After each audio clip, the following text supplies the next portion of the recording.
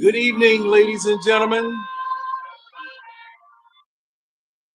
Good evening. It's Wednesday night. Once again, you know what time it is. It's time for the eye test.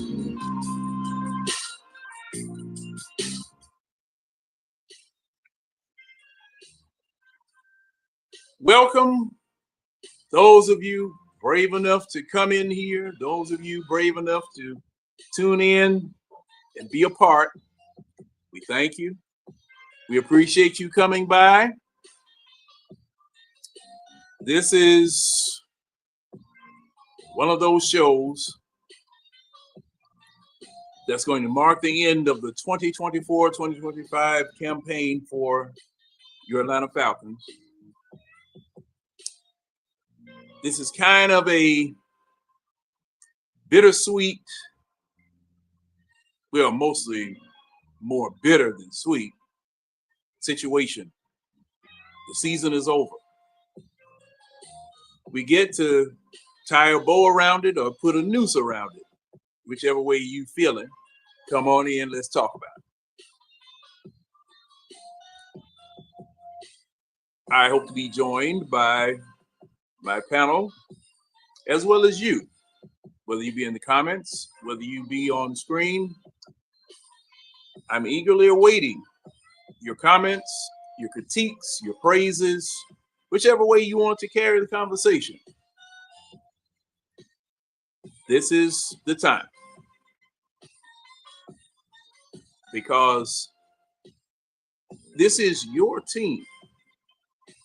And it is time to take assessment of what you saw this year, good, bad, or indifferent. It's time for you to make a judgment as to whether you want to invest again, emotionally, monetarily, spiritually, if you will, into your football team that represents your city.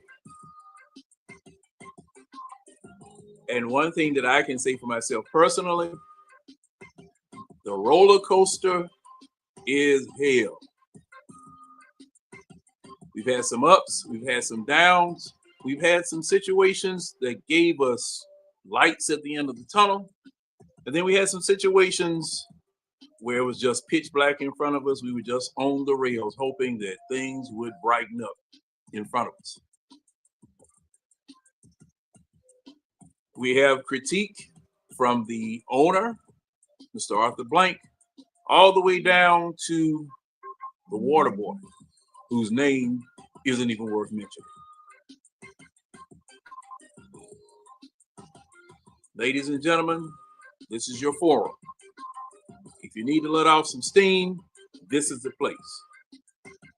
If you need to critique, you're here. You're in the right spot. If you need to just sit back and listen before you start saying anything, this is the place. Because 2024, 2025 is over. We now have the, I can't say duty, but we have the ability, an ability that we did not want, to sit over on the couch along with 20 other teams and watch as the playoffs unfold and a new Super Bowl winner is crowned for this particular year.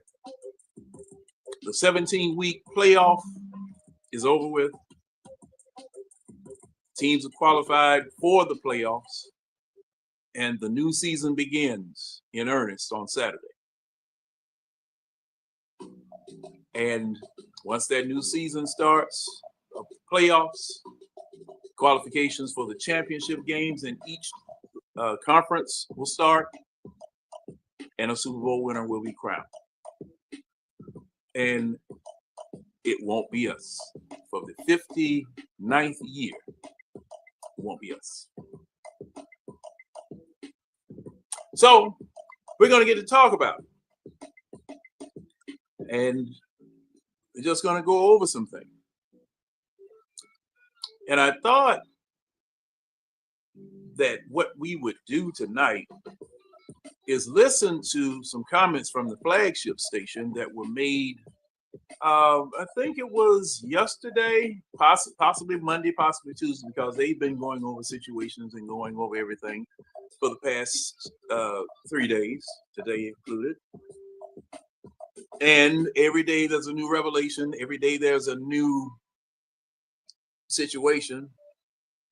I've got the link up for everybody that wants to come in. Got it available, got it ready. As I said, the radio station, the flagship station, has had comments on all 4 of their shows.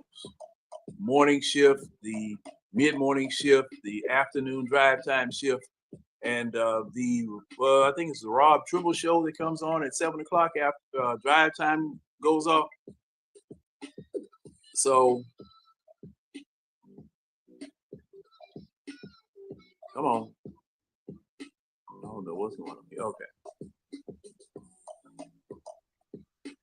And the first person who's come in is Tonio. What's going on, Tonio? What's up, Mr. Harris? Hey, man. Bittersweet once again, boss. Bittersweet. Yeah, that's what you want to call it. Bittersweet or bitter. Yeah, that's more just like all bitter. You know. Bitter but optimistic. And, sir, say that again, sir. Bitter but optimistic. Well, that I guess that would qualify as bittersweet, but you won't taste it until 8 months. But what's up, Keely? What's up, sir? How you doing? I'm doing all right. And what's up, John Luther King? oh man. Hey man. What? There are so many stones I want to throw, but only a few windows I can bust. So I got more rocks than windows. And also welcoming in Coach. What's going on, Coach? What's up, fellas? What's up? What's up, Malcolm Shabazz, Luther King the X? Damn. See, I gain more names with more friends. I just, Nah, I'm talking about Keely. He got his intellectual. Hey, man, you absolutely he got his intellectual glasses on tonight. I The optometrist says I have to use them. So Hey, I know how that go How for long? sure. What's How up, long fellas, ago did man? he prescribe them, Keely? You see that? When you said that, you told the whole story. Because guess what? I was there too. I was there too, long time ago. Son, they not gonna do you no good sitting over there on the table now. You got to wear these things. And I promise you, your eyes will get better. Well, they lied to me again. well, you got it Yeah, right. That's exactly what they told me. I'm still waiting to get LASIK. So they told me my corneas were too thin. I had gone, went through the examination. They dilated my pupils. So, man, I was tore up for about 6 hours and had to wear them old fake shades or whatever because, man, I mean, when they dilate you, it's over with. It's over with for about 6 hours, man. Everything is so bright to where you can't even see anything. And then they came yeah, back with a report. I hate when they do that, man. Yeah. But you really ain't missing nothing, John. You got to go and redo it like every 10 to 15 years anyway. So Yeah, that's what I heard. That's what I heard. And then the crazy part about it, I thought they did both of your eyes, but they don't do but yeah, one. I'm not sure about that. I mean, Back in the day, they used when to I had do my both consultation. your eyes. Oh, they Yeah, used when to I do had my both of them. Yeah, consultation. they used to do both of Yeah, them, when but I you had had to have, mine, they said both. But but I you mean, had to I have don't a know if designated that's driver good. though. Well, this is what they did with me. They told me that they would only do one eye and give me because I had astigmatism and nearsightedness. Okay, we'll do one eye and we'll leave the other eye like it is so that you'll be able to read without glasses. Well, And what they technology has progressed since then, Jimmy. okay. But let me tell You you, got it back in the day. well, let me tell you what they tried to When it do. first came out. They they gave me a pair of glasses to wear and see whether I could stand it. And I was wondering, what do you mean, can you stand it? Because, if you leave one eye as it was and do the surgery on the other eye, you seeing kind of crooked and your brain has to reconcile that. Man, look, after about a half hour wearing those glasses, I was ready to kill everybody in the operating room. So what you telling me? I You think got it was more. dyslexia? I think it was more so a legal issue though with that because a lot of people that was coming there getting both eyes done, you're supposed Uh-huh. to have somebody that's supposed to be able to drive you home. A lot of people was leaving there still trying to drive themselves home and didn't know just how bad their vision was after getting LASIK. Right. Because man, I may have had dyslexia or something, whatever, but man, I'm trying to tell you, my whole mental, my mental just changed. I just say like like your boy, my mentals changed. I was a serial killer for about 2 hours, and if I hadn't taken them things off, man, I said no, I can't do this. I can't do this. I Excuse couldn't me, do it. Antonio. How's your hand? Oh, it's completely healed. Now, I mean, I had a good doctor and a good hand doctor. I'm glad they saved my finger, but I'm just real. I'm like back at work, but I'm just like I'm real timid now about Yeah, certain tools that I touch because like even You, getting you on don't. like Microsoft now, I'm like I've been doing this for like 35 years, but it's like never in a million years had I ever like had an injury of like that magnitude where my finger was just dangling off, like hanging on by some skin. But it's like now that everything is healed back, and it's like you know, like this is my livelihood. But it's like I've never been scared of a tool, like never, like even I went to the range the other day, and it was like just even shooting, it was like just that whole like my like because I go left or right, and I start practice with both. But just that whole my trigger finger on my left hand is like because of that soft tissue that's in the knuckle. It's Hmm. like I'm not able to like pull a trigger the way that I want to pull it. Now my right hand, I'm fine. My left hand, nah, it's just something like it's probably more mental than anything. So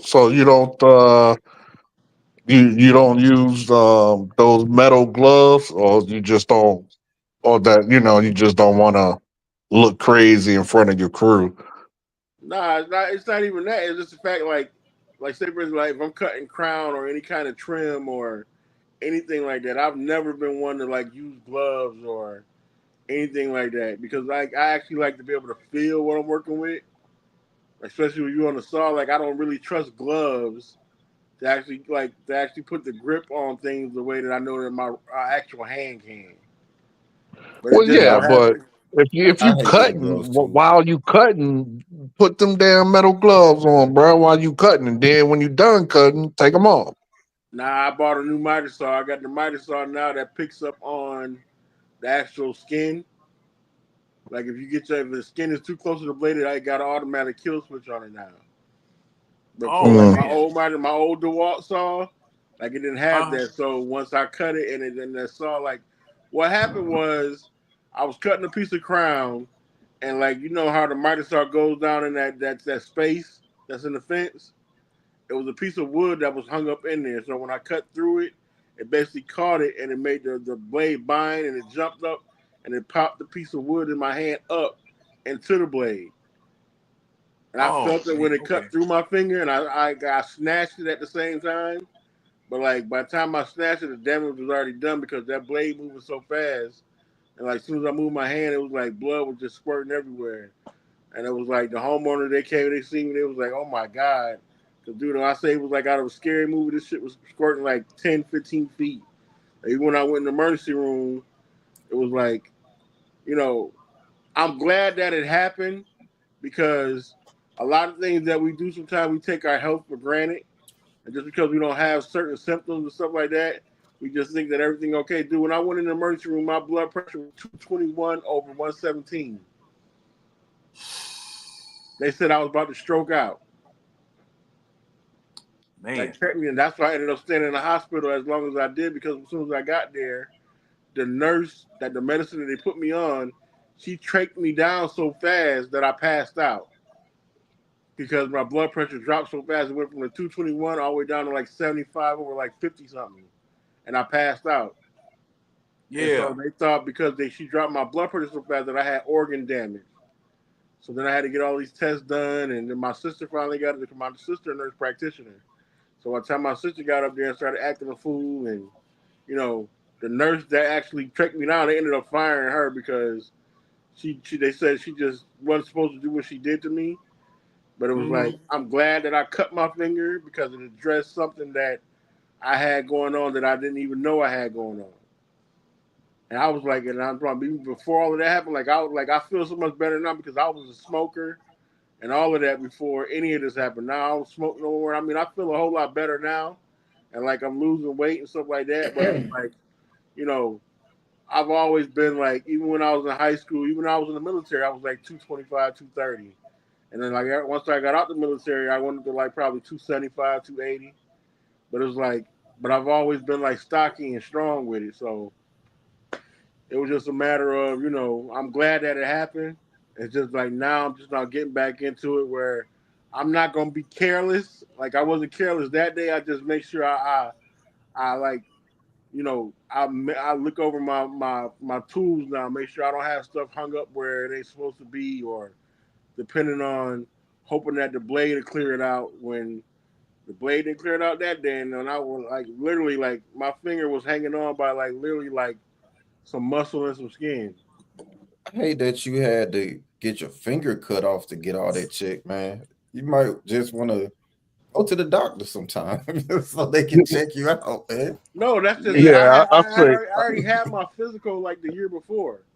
Like I go to the doctor, but it was just something like in like over that time period where it was like, I never like everything they were talking about as far as like the symptoms, as far as like I've never been a diabetic.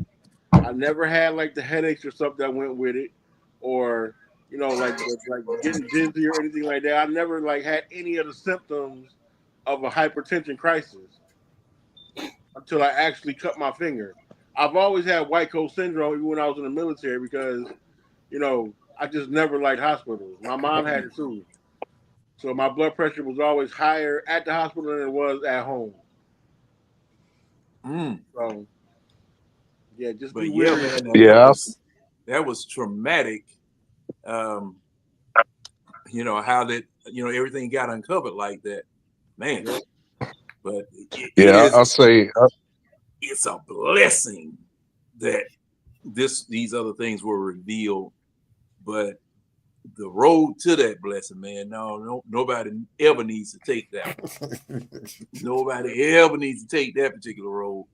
Yeah. And see, people they always tell us, men especially, go to the doctor, get physicals, things of that sort. And see, I'm guilty too.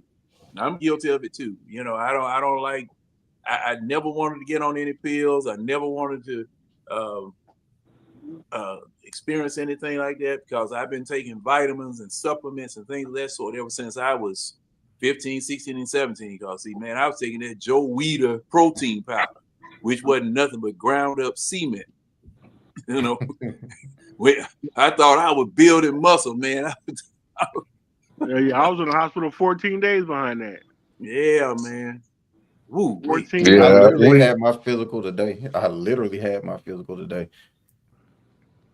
yeah, we as black men, man, we need to, as a whole, need to get our health in check. I said this year, with me turning 42 in December, I said this year, I'm on the road and the grind to get my health in check.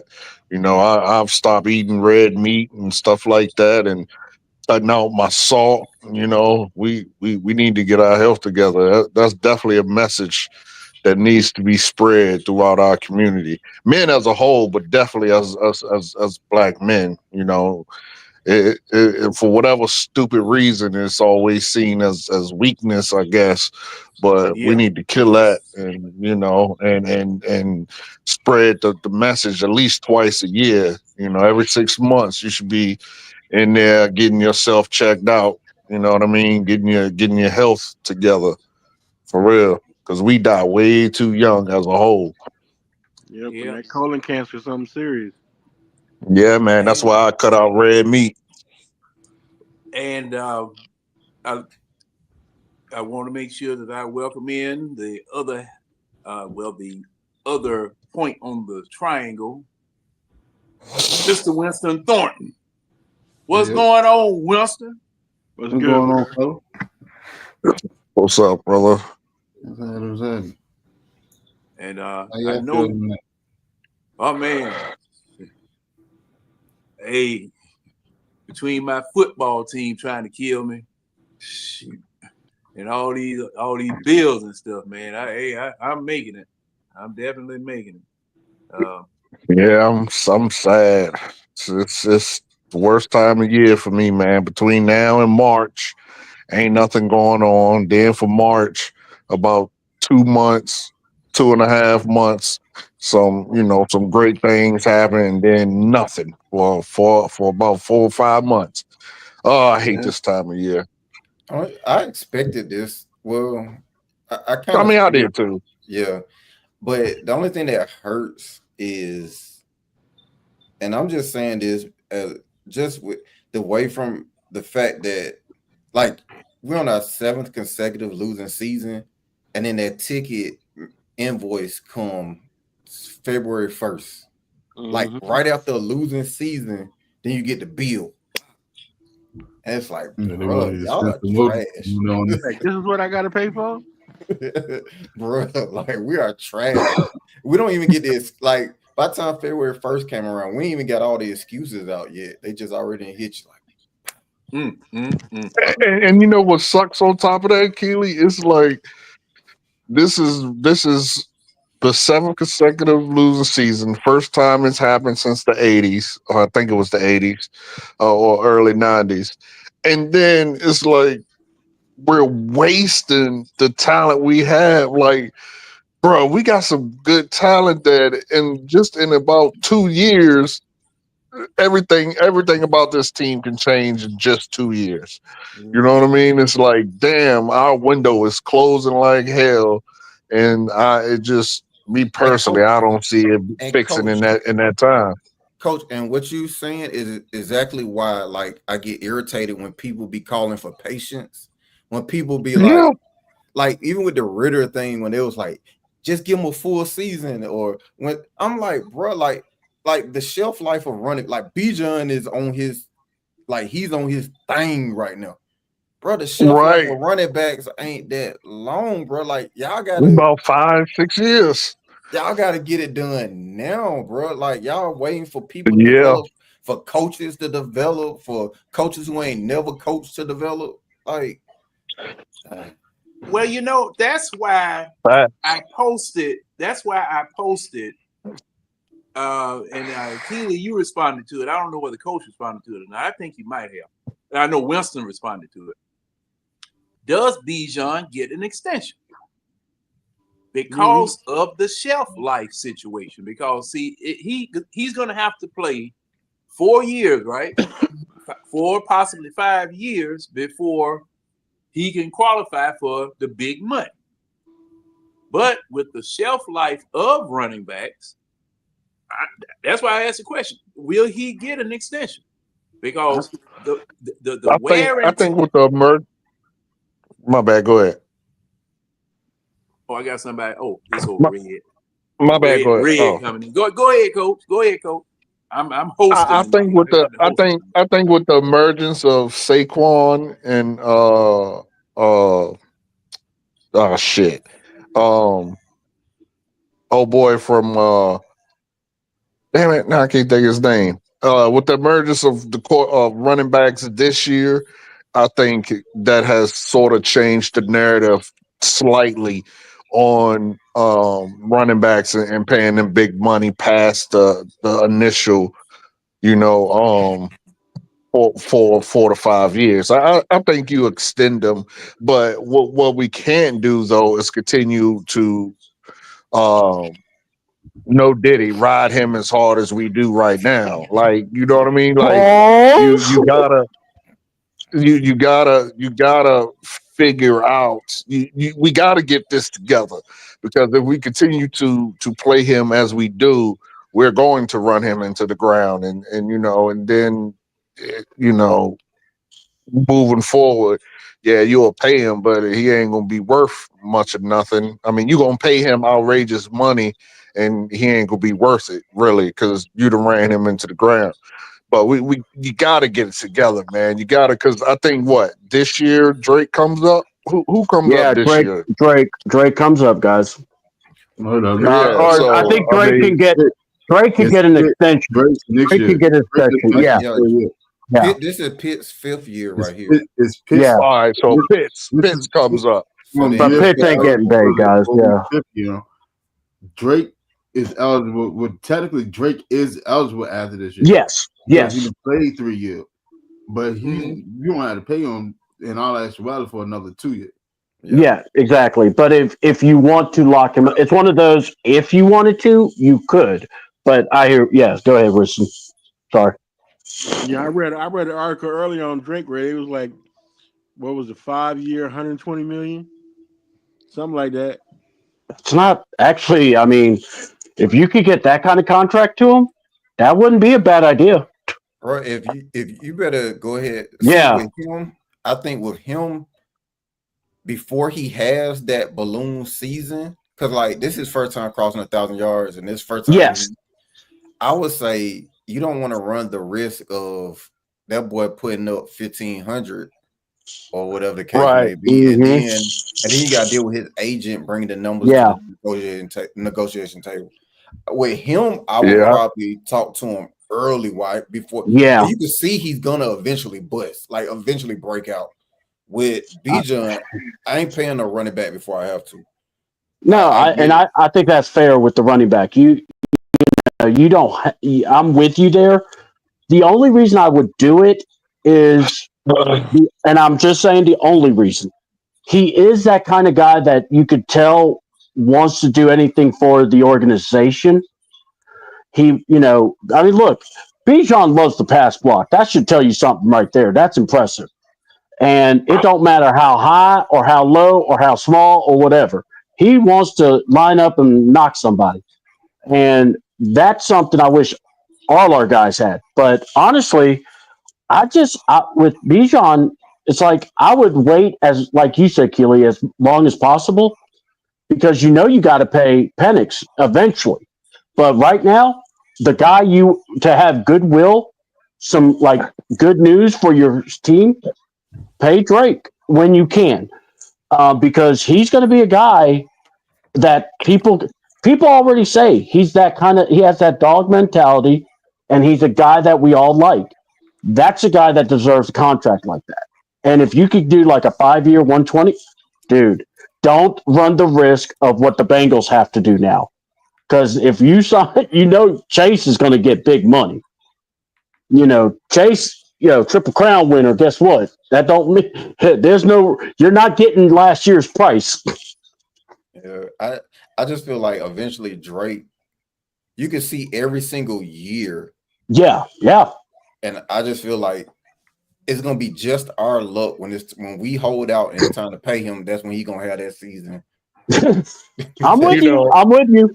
It's coming. And I want to officially welcome C Dub and Red What's up? onto the dais. What's up, guys? Coach, you were getting ready to say something? Yeah, I was gonna say, I totally get what you guys were saying. Like I probably will pay him next year, um, or do it this year. But in all actuality, I'm about to say something that's going to be definitely unpopular.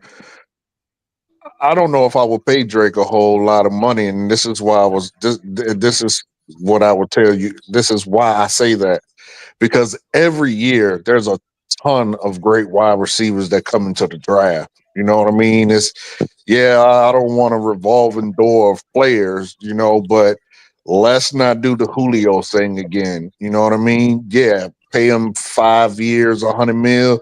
Okay, I can get behind that. But like I wouldn't. What I'm saying is I wouldn't go outrageous for Drake because every year, I mean, it has been recently every year. There's some great wide receivers coming into the draft. So you gotta look at that. Yeah, the article I read, it was saying 5 years, 120 million with like 70 million guaranteed. That's not a bad deal, and that's to be honest, that could be a very fair deal to put on them. Because and look, you're just negotiating, and it's like if you start the negotiation, that don't mean you're signing right away. You're just starting it, and if you get that kind of numbers, look, I think Drake deserves. Or it's like this: Drake is showing he can be that guy, and I got to go here. He puts a lot of effort. He plays, and it's like I don't have a problem rewarding a guy like that. And also if you get it early enough, you won't have to pay maybe the exorbitant money that you're maybe thinking. But I get it. I mean, it's a risk reward for anybody, though. I mean, that man played tight end and receiver this year. I only have one disagreement. You talking about he proven that he could be that guy? No, he is that guy. Well, yeah, you know what I'm saying. Oh, yes, I'm with you. Yeah, I'm with you. He is that guy. He really is. I like him. It's like this for me. If you tell me, C-Dub, you're the GM, would you sign this to Drake? I'm like, hell yeah. And if Drake signs it, I'm putting that front page because I want some good good news. And he's a good guy, man. Because one thing about Drake, but don't. But I will say to this though, don't let. And I know they think different. I'm saying when we have discussions like this, remember to take your fandom out of it because although Drake has been great for us, Drake is still not a top tier wide receiver. I would say he a tier under. I would say he like B tier. He's not. Let me Drake let is me let me not ask. A tier, bro. Hold, Coach, coach. real quick, Go coach, ahead. real Go ahead. quick. Good. Remember how you Uh-oh, were saying there's a attacking his receiver stuff. in every draft, right? Right. How many of them are the tier ones that Drake isn't? Not a lot, but that's what I'm saying. I'm not saying. Look, I'm not disparaging Drake. I'm just saying he's not on he's not on the A tier like a Jamar Chase and them guys. That's I all I'm agree. saying. I There's agree. only No, But no, two no. Yeah, receivers on I that don't. field. Yeah, It's Jamar yeah. Chase We're not. and it's Yeah, Justin Jefferson. Outside of that, every the yeah, entire 32 other number one wide receiver is below that. All right. yeah. The Right. only thing with Drake, because you already see his potential. You've seen that for the past 3 years. You've seen his potential. Now he has a quarterback that can get him the ball up the That's why I field. said I think we should The revisit that biggest till thing, next year. and it'll be the same thing that happened with AJ when it was time for AJ to get paid, and everybody was like, "Well, nah, AJ should get paid below the top 10 and this, that, and the third." Y'all forgot AJ took in registered at All Pro his second year. He was an All Pro. So Yeah, I know. No, yeah, I got you. if that's why I Drake, said give Well, him his fair break. He got all that's a number one. little that's I a let y'all little different talk for a though. second. Give me a That's a little second. I let different y'all though. talk. Now, Drake finished this year as the number 4 receiver in receiving yards. 3. Oh, He Mm-hmm. was third. he was 4. He was third. No, he Oh. third. He Oh, he third. finished third. Oh, yeah. Yeah, That's even better. I think he was 4. No, Thought he he was 3. four. He was 3. 4. No, he 3. What do you say, Tyler? I thought He's he was 3. four. He was 4. Hold on. No, he's third. On the very night in which the season ended, He moved up to ESPN number 3. hadn't updated it yet. I went to the NFL site. They update it regularly, and he was number 3. He's number 3. I checked it the very night the season ended. He was number 3. I just read an article about it not even an hour ago. Yeah. Hold on. He was- I'm looking it up he was right four. now. It's very easy to look up. He was number 4. Four. It's Jamar Chase, Justin Jefferson, Brian Thomas, Drake London. He's number 4. Oh, okay. He Now, was 11 yards off of number 3, but he was number 4. All right. He had like Okay. 12 seconds. Okay. He had 1271. Brian Thomas. He had should have gotten 12. those 13 yards to beat 200. If he had held on to that ball, he if he had held dropped on to that ball too in the fast. second That would have got him. he would have got over. He would have No. third. So what happened was one of these teams might have had a game after that Carolina game. That's probably what happened. Brian Yeah, Thomas, you had rookie all down day in, Sunday, then Monday Jacksonville. night. But what I'm saying is We had a that Monday. I don't think they had a Monday night. If Drake, No, there wasn't a Monday night game. Oh, excuse me. if Drake this You're right. season You're right. sneaks on there and get an All Pro underneath his belt, first team, second team, All Pro underneath his belt, you can pretty much bank on it. Either he's going to reset the wide receiver market, or he's going to be very, very close to it. It could be between him and Gary Wilson because they both, Gary Wilson, and Chris Olave, all 3 came out together. Well, He got a hell of an agent if he reset it though. And that's what I'm saying. That's what I'm talking about. That's what I'm saying. We got to take the fandom out of it. Drake is a great wide receiver, no doubt about it, but he is not top receiver money of the NFL worthy. Does not matter. He's just not. If you show that you in that upper tier, if you're in that upper tier, and it's your time to get paid, you're going to get paid. It does not matter. Yeah. It's You right know what now. I say? Yeah, All no. that in the whole argument, though. And just look in at the it whole argument. If you're in that upper I mean, tier, that typically when with the it's your time, quarterbacks, but I don't know you are about going every to other get paid. position.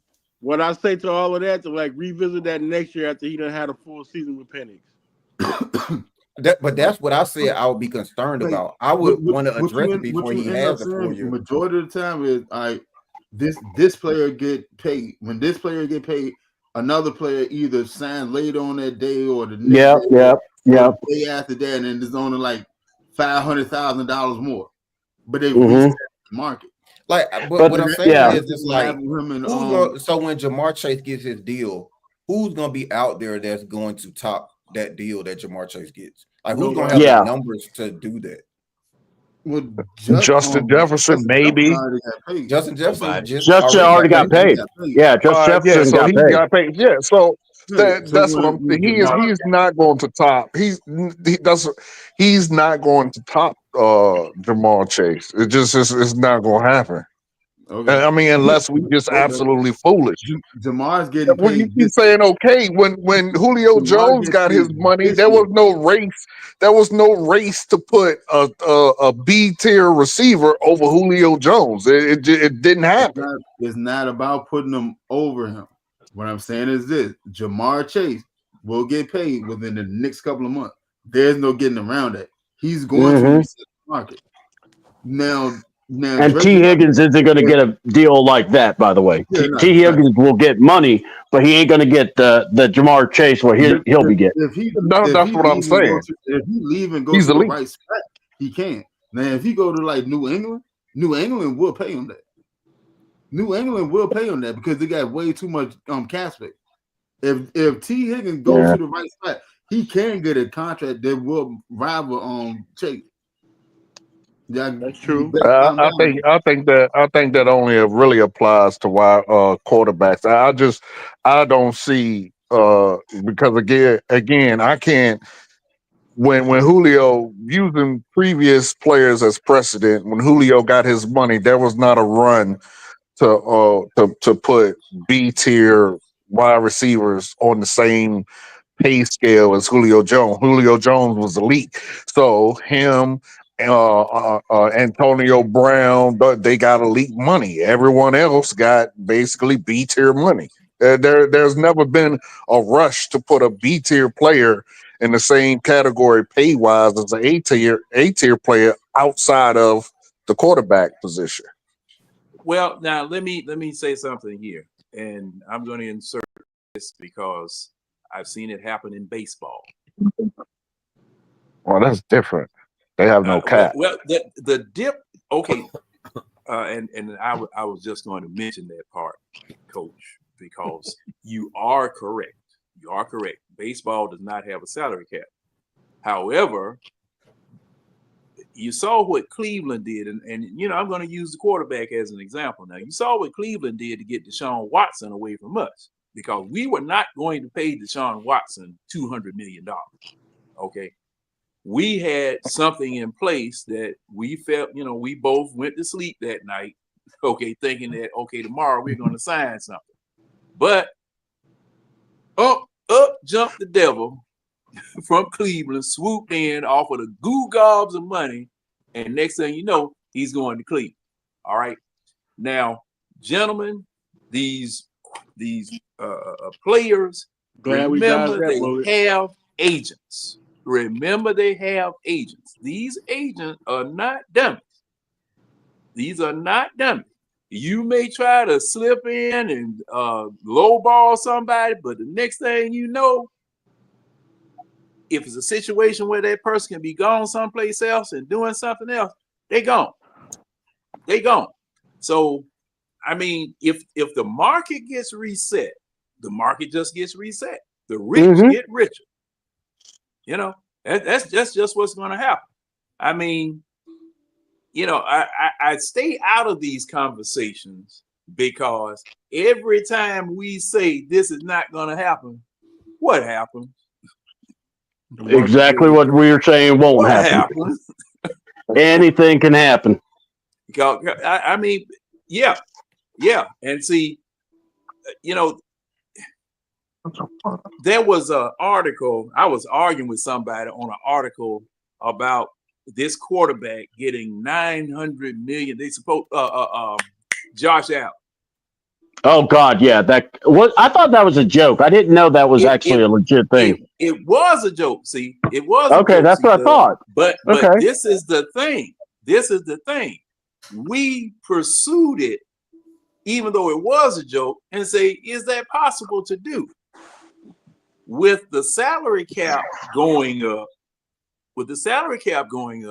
breaking that down, it can be done. Because see, when they signed Patrick Mahomes for $500 million over 10 years, I said, oh my God, you know, how in the world you all do that?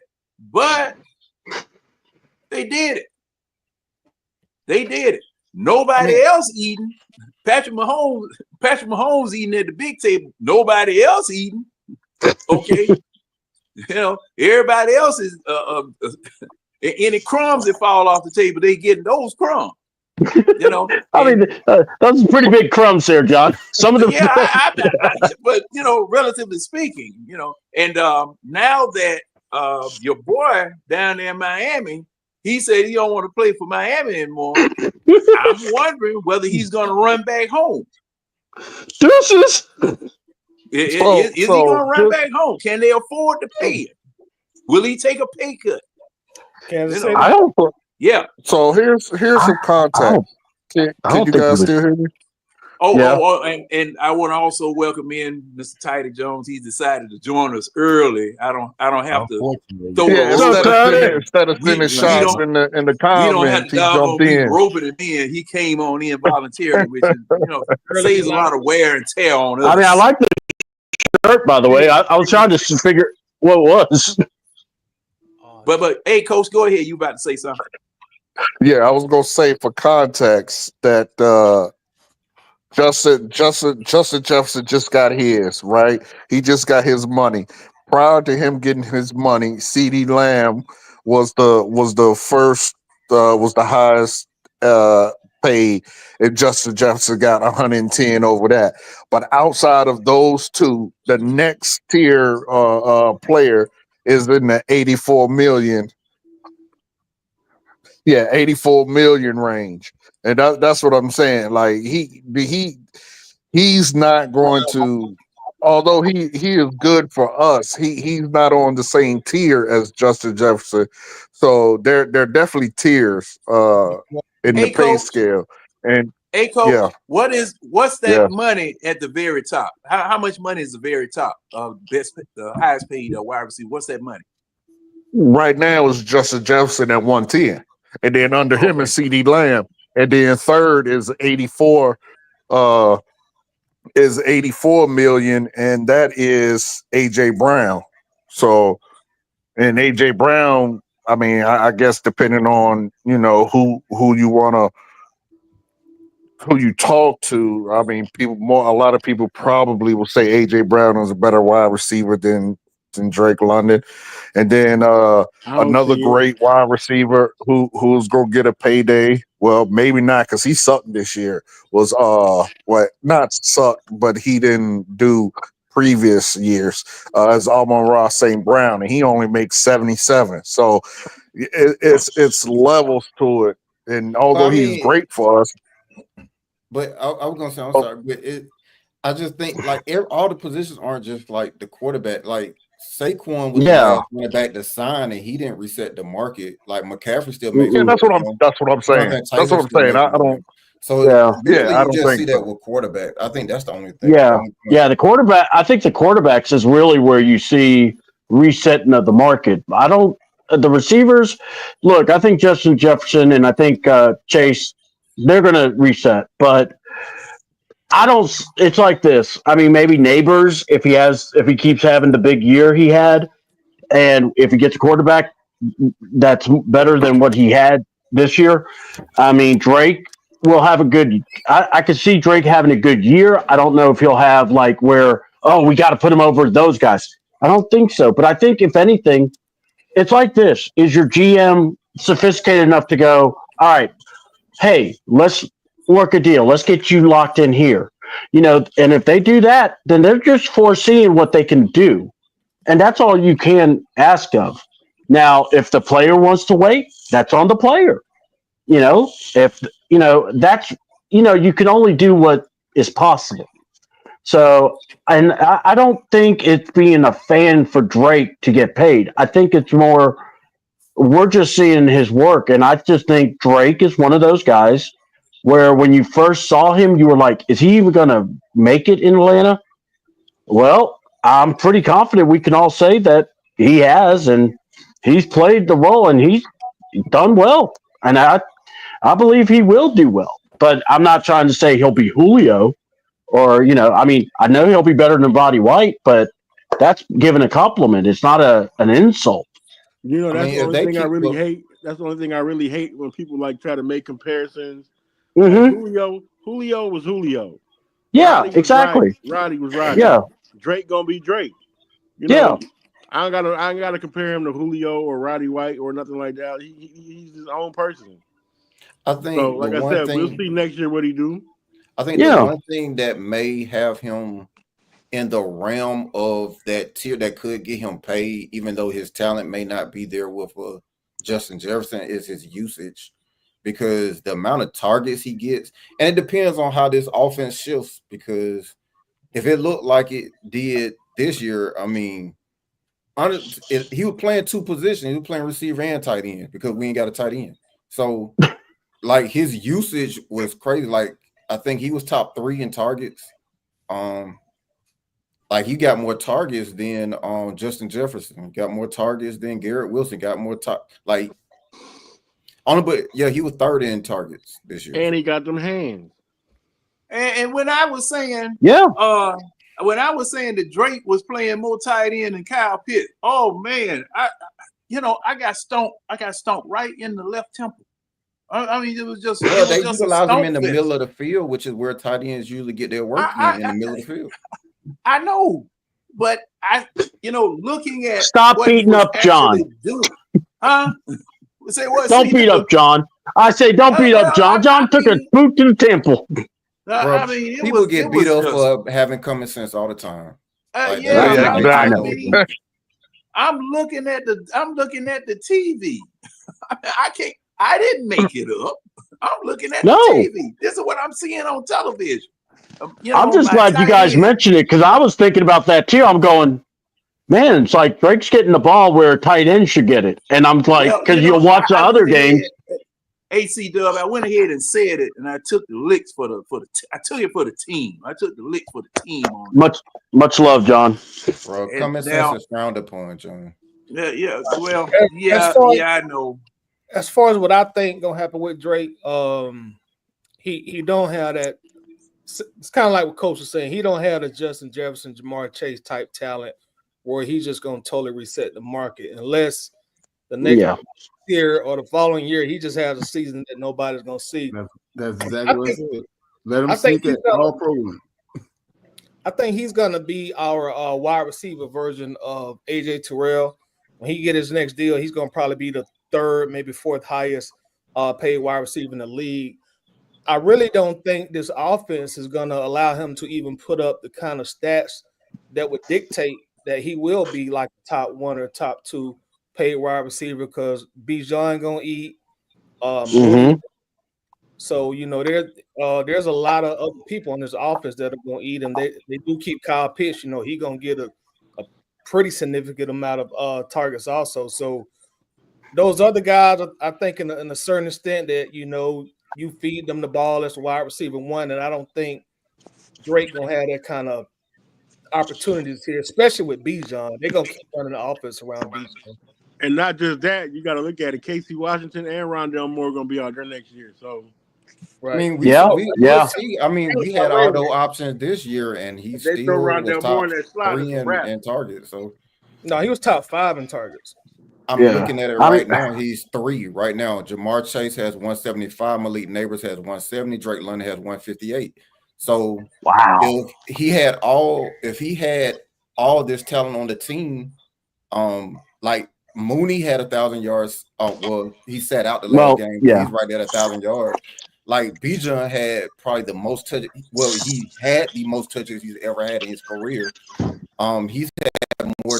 We haven't seen a running back get as many touches since Michael Turner in 2008. So, like with all those touches, he's 3rd in targets in the league. So, I think that's the only thing that could probably put him up there in that tier of payment, even though he doesn't have that talent, is if he just overutilized. But hopefully we have a more balanced offense. I'm honestly wondering if Zach Robinson is going to use Rondell Moore in the slot next year. He's a free agent. That's why I've been wondering. Is he a free agent? Because I thought he was. I saw him on the list as free agent. Rondell Moore. He on the he got hurt this year. Yeah. Rondell and I want to say Ray got a 1-year deal too. I think And Ray Ray. Kadero Hodge is a free agent too. Well, Kadero gonna get re-signed. Oh, Man, yeah, you gotta bring back Cordero though. When he took and blocked them kick, I said Kadero had to just earn his extension. People like, oh, you don't understand the special team play over. Okay. And then what did he do? He ended up making the Pro Bowl. He earned his extension. It ain't rocket science, man. Let's talk about that garbage. Oh my God, we got snubbed. And I really want to see what Casey Washington gonna do. Rondell a free agent. Lukewarm Yeah, okay. teams. I want to see Teams Ray Ray got that what, frustrate 2 years you, ago? they get snubbed. Mhm. Yeah, I They mean, get yeah, I snubbed. know, Yeah. but you snub Bijan, you snub Drake London, like wow. Well, he did Yeah, come on late though. I mean, Yeah, he like did. He did. Yeah, he kind of came on late, and then Saquon already had his spot, and Yeah, early on you Saquon. had Yeah, I call him Saquon, but yeah, because who was it? Was Saquon, and who else was in the? I know Jacobs, but who was the other running back in the NFC? Was it it was Gibbs? Jacobs, Gibbs, and the kid from LA. Okay. That were all up there. But I'm Okay. hoping I see what you're saying. I hope that they make the adjustments on the All Pro and put Bijan there because he did come on late, and Pro Bowl voting had already started. But hopefully they make the adjustment by putting Bijan on All Pro, give him that second team slot. Hopefully. Yeah, but I mean, I get that. I get that. You had two that had even though one is not NFC, but what I'm saying is you had two running backs that had just out of world seasons. So I can understand like voting is kind of skewed. But to snub Drake though, Drake has been in the top 5 all season. Like it wasn't like the last game he just broke, last couple games he broke out. He'd been up there. Yeah, he fell for a little bit. Like, keep in mind that last game really put him. Like, you had receivers who barely played in week 17, and he put up damn near 190. So, like, he leapfrogged back up into that 4th spot. Like, he had slid for a little while during the month break that Kirk took. So, he had slid a little bit. Because I remember before that month, both him and Mooney were top 10. And then they just kind of slid a little bit with. Okay, I got a question for the panel though. Once they get rid of Jimmy Puddles, sorry. I mean, hey, we'll see because who are y'all looking at as far as us bringing in a new DC? Well, if you ask me, it ain't gonna happen. It's just the Falcon Coach thing Ray. to do is to keep who we got. But I said the moment he got fired, the call should have been put in to Robert Saleh to immediately get him here. But he's probably gonna get a head coaching job, and if he don't get a head coaching job, that's what I would like to see. But it's gonna be Jimmy Lake. I mean, everybody's gonna return next year. Yeah, unfortunately, I agree. I think. Well, when's the meeting? I think the tomorrow, but tomorrow, the press conference. But I'm saying they're gonna is fired. Yeah, I think they're gonna just return everybody. If it was me, everybody be going. But absolutely, I think so. Here's the thing. I think you can make a case. You can make a logical case for why all 3 will be fired. Raheem would be the toughest case to make, but Jimmy would be the easiest. But I think they're all coming back. Get rid of Zach Robinson is crazy to me. I kind of told Coach that last night. That's crazy talk to me. Well, I mean, what get rid of Zach? No, I can walk through the logic. So I sat there and all right. So I'm gonna make this real quick. So let's see. Because I'm kind of confused. So Steelers game, right? One offensive touchdown, we scored 10 points. The Eagles game, and I'm just going off memory of how the games went. We didn't score the first half. We didn't score an offensive touchdown until it was 1 minute left in the third. And then the second offensive touchdown of that game was the game winner. Yeah. The Chiefs game, we scored 2 offensive touchdowns in the first half. When we shut out the second half, the NOLA Mm-hmm. game, no offensive touchdowns at all, right? Mm-hmm. Then we get Tampa, Kirk go crazy. Carolina game, we just run the ball on them. And then you turn back to Seattle, and we go back in the tank in the offense. So when I look at the offense throughout the season, it's only but 3 teams we lit up in terms of, you can say we had an offensive output, Mm-hmm. right? Tampa, Carolina, and Dallas. And Dallas pretty much folded. Like, they just self-destructed, whatever got hurt. Even with the Giants game, when we scored a lot of points, the offense only scored twice. The defense scored the other 2. So when I went and I sat there and I took out the time the defense added to the score total and all that, we averaged for the whole season. We're talking about when we thought Kirk was good, when we thought Kirk was bad, when we thought Penix did decent, and when we, whatever your opinion, the entire season, we averaged 2 scores a game from the offense. That's it. So that's not impressive. To me, it just reminds me of the Matt Ryan argument. Sorry to everybody who's a Matt Ryan fan. I saw somebody in the comment that's a Matt Ryan fan. But it just reminds me of those days where they're still there. We would have these games where Matt will go for 350 yards, Julio will go for 150, Matt will have 1 touchdown, Devontae will have 1 touchdown. And we'll say it was a great offense. Oh, big lows there. Yeah. And all we did was put up 14 points, but we had these great offensive outputs of 400-yard games. And it's the same thing, which was the whole season we saw where we're putting up these 350, like Drake getting his yards, getting his yards, but we just weren't scoring. And that was pretty much the entire season. So I get the argument for him, but I also understand the argument against it, because when you take the window dressing, the play calling was very predictable. There was a lot of production, but it wasn't a whole lot of scoring. So I mean, if people are impressed by 2 scores a game on average in the NFL, then so be it. But it's not an outburst. But the thing is, like, and the other part about it was, and something that both me and I have to give, and Coach, we said this, Coach, me and Coach said this about the inexperienced piece of it, right? And Mike Johnson, the Alabama lineman that played for the Falcons, yeah. Like, his quote verbatim when he came in, he literally restated what me and Coach said, that probably you froze. Uh-oh.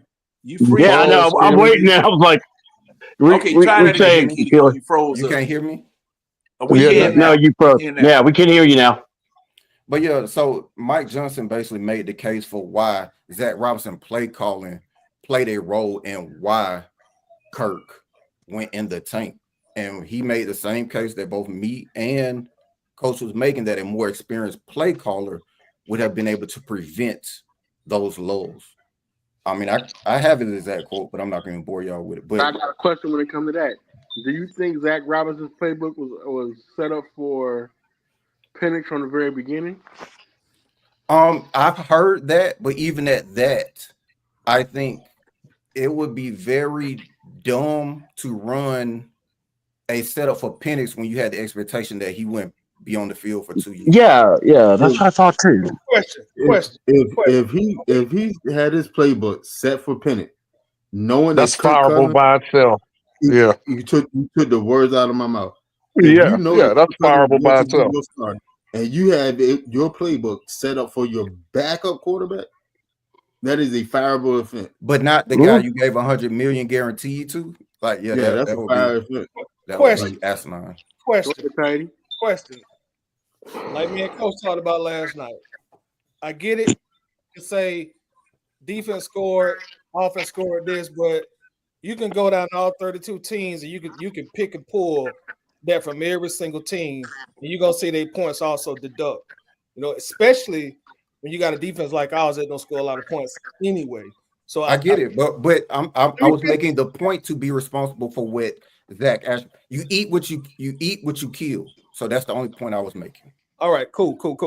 So at the end of the day, still the number 6 offense in the NFL, still Okay. 13th in the NFL in scoring. Mhm. And when we talk about the inabilities of the offense to score points, I think you can attribute 90% of those cases to mediocre, bad, or inadequate quarterback play from Kirk Cousins. And I don't think nobody would be really willing to refute that. I am, because we saw the same things when we thought he was good. Let me talk. You said you don't think anyone would be able to refute it, and I'm saying I am. But go ahead. Okay, cool. And now you have a 5-game period when your quarterback gives you 1 touchdown, 9 interceptions, and then you got to rely on a rookie to come in on the road and watch it. Now you're really asking a lot of your offensive coordinator, no matter who that is, whether that's Kyle Shanahan, whether that's Andy Reid, or everybody's favorite Falcon coach now, Ben Johnson. If you don't got adequate quarterback play in the NFL today, you're going to have a very, very tough and difficult time. I think the last time I looked at Kirk Cousins' stats, he had 18 touchdowns, 16 interceptions. And I'm not going to attribute, I get you said Mike Johnson, whoever it was, that's his opinion and I respect it. But I'm not going to put all Kirk Cousins' faults or the things he could not do on our coordinator. Well, he didn't say all. When there were games where he set franchise records, and then I just watched him coach Michael Penix, and probably one of our best rookie debuts that I can recall in my time. So I'm not the best rookie debut. He scored 0 touchdowns and 1 interception. No, not last against game. the Giants. He had 0 touchdowns and 1 interception. I was thinking about last game. Yeah, he's talking about the debut. season finale. Debut though. Yeah. Well, rookie performances. Now, would you now let me quantify that. Would you call the 3-game stretch a debut, or would you call the first game a debut? Well, by definition, it would be the first game. The word debut was not used accurately. One of the first best performances. Let's exactly. Debut by definition, a person's first appearance or performance. I just said let's eliminate that word, and we still talk about it. Well, I just gave the correct definition. I haven't said a word, so I'm. Hold on, gentlemen. Hold on, gentlemen. There isn't a question regarding the definition. John prompted me to look that up, not Tidy. John prompted because of questioning the definition. Therefore, I went and got it. Not Tidy. Hey, it had nothing to do with that. I went and looked it up because John asked, "Did it?" You're not listening.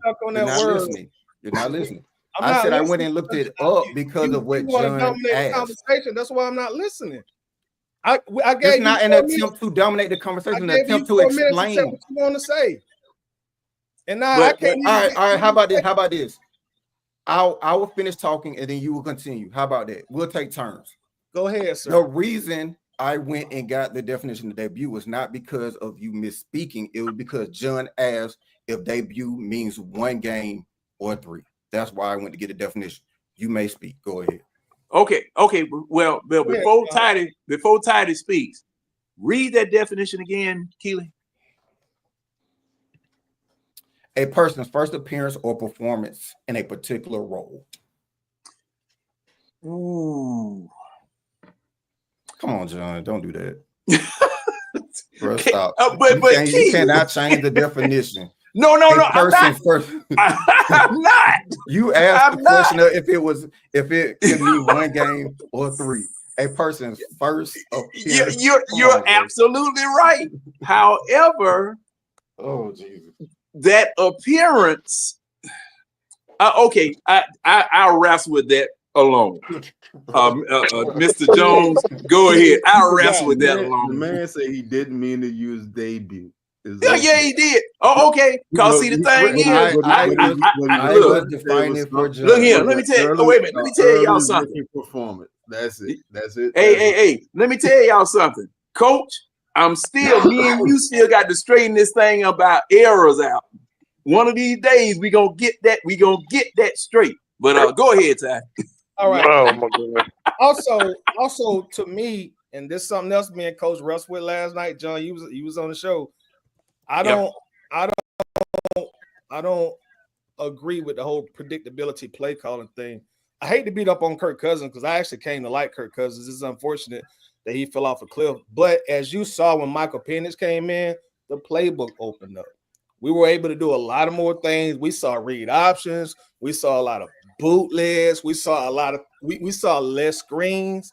You know, I think Kirk Cousins' health combined with him already being pretty immobile, it kind of handicapped the offensive coordinator. Now, I'm not going to go on a limb and say, well, Zach Robinson brought him here. We got to talk to the higher ups. He don't make that kind of money. We're going to talk to Terry about that. We're going to talk to Raheem about that. Hey, whatever you bring from the grocery store, that's what he had to cook with at the end of the day. You know, so you're asking a lot of a guy who only got good quarterback play from his quarterback position, maybe 30% of the season. And again, I don't buy the predictability thing because as I look at the film all year long, I'm seeing Bijan get off. And now, what did we talk about 20 minutes ago? Oh, man, Drake London had a career season. He done had a career season. Hey, that's in whose offense? Bijan had, hey, we sit here arguing, man, Bijan should be in the Pro Bowl. Maybe he made all pro. That's in whose offense? Yeah, Ray McLeod had a career season. That's in whose offense? I mean, Let me finish, brother. I'm gonna let you talk. This is all in Zach Robinson's offense. So to pretend he didn't do a real good job with what he had, we ain't talking about Jared Goff playing quarterback. You ain't talking about Mahomes, Lamar, Josh Allen. No, you talking about at the end of the day, a bottom of the barrel quarterback. At the end of the day, not bottom of the barrel, but not what we expected. And then you had a rookie for 3 games. Go ahead, Keelan. I think the Jimmy and Joe's argument goes both ways. If the excuse that can be made for Jimmy Lake early in the season by you is that he didn't have the talent, then the opposite can be said, that the talent can overcompensate for the coordinator. So it's the same argument that people assigned to Arthur Smith when he was in Tennessee. When they said, well, he had Derrick Henry. Who else could just run Derrick Henry? You could just run Derrick Henry more time. So the same argument could logically be made. Well, you got Bijan Robinson. Just run Bijan Robinson.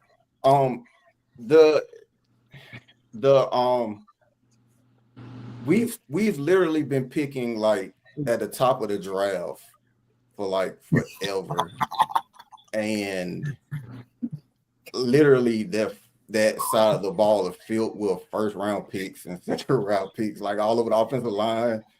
You got a unicorn for a tight end that's supposed to be good. You got Drake, you got Bijan, you have all this talent. So I think it's a reasonable expectation with that level of talent on that side of the ball that you would get a certain level of productivity regardless of who's calling the plays. And I think that's just kind of the argument that people made for Arthur Smith when he was in Tennessee, when they discounted his talent as a play caller. They said, well, you got Derrick Henry, just run Derrick Henry, right? So I think the argument can be made both ways because the Jimmy and Joe's argument works both ways. If the talent can let you down, the talent can also boost overrate you. Can I jump in there real quick before you go, Toddy? As we had this discussion last night, I will say again for those who wasn't there. What you said were facts. People did have breakout seasons this year, but I think I think it's more so of what Keely said. It was our talent level, and I say that because we've done week after week since you started it, film session, and the one thing I point out, although I know you don't agree with me, Toddy, but the one thing this is for everybody else. The one thing I point out week after week is play design. Like when you look at our play design, you can see mundane, how basic, and how just utterly, for lack of better words, it incomplete it is. You have multiple people on the same side with who go out for runs, who have no spacing. It's just you could tell that he is a rookie offensive coordinator. I understand that's not his fault that he's a rookie coordinator, but that doesn't absolve him either. Just because he's a rookie, that doesn't absolve him of being inadequate, in my opinion. Can he get better? Sure, possibly. But to me, he didn't. There were issues coming up, and I understand what you said that Kirk fell off a cliff. But even when Kirk was playing lights out, we still was doing screens 3 times a game, jet sweep 3 times a game. Like it was a bunch of plays that just didn't make sense. That, in my opinion, um, led to I truly believe it was play calling that led to Kirk Cousins' downfall. I have never seen a player in 1 week go from being lights out to utterly useless in just 1 week. Like usually there's a gradual, unless you were hurt, and I'm sure something to come out in the next few days, some that real issue that happened with Kirk. But I've never seen it to where you just one day just you immediately just trash. It's usually gradual, like which I understand they're two different people, but for context, you look at Matt Ryan. We could gradually see Matt Ryan starting to go downhill. It wasn't Matt Ryan had 2016, and then he played like 2016, and then the same game in 26. The very next game in 2016, he asked it was just crazy how Kirk just fell off how he did, and I attribute that. Like I said, we went from before the buy, we went from 23% play action to 14% play action. I think that attributed to some to his falling off. I just it's For me, it was a lot of play design, um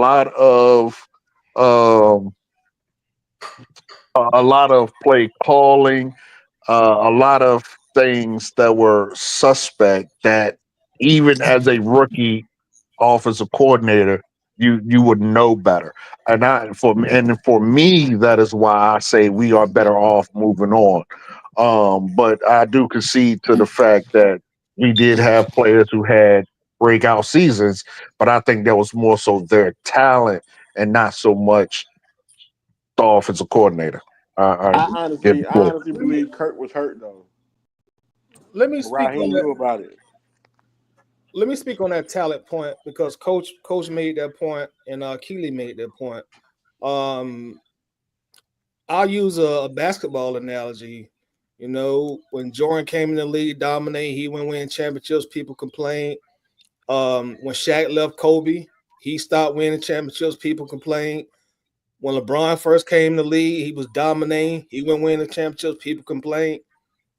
They did not get to the mountaintop until more help came. My point in saying that is like when y'all are saying like talent did that, that's obvious. I mean, that's how it works in sports. The Braves didn't get lucky and win the World Series in 2021. They had a lot of talent on that team. A lot of talent. So my point is when you discredit the offensive coordinator and say, well, the talent is doing that, well, you got to go down the entire list of the NFL. Some of the top scoring teams, Detroit Lions. I mean, are we gonna say that Ben Johnson ain't looking good because he coaching a bunch of bombs? Are we gonna say the Buffalo Bills don't look good because their offensive coordinator is coaching a bunch of bombs? Baltimore Ravens, they ain't got a bunch of talent, or is it offensive coordinator? Tampa Bay, Washington, Cincinnati, Philadelphia, Green Bay. You could just go down a list of the top scoring offenses in the NFL, and it's gonna be talent heavy, talent heavy. I mean, nobody is taking mud and making gold. There's not an offensive coordinator in the world that good in today's NFL.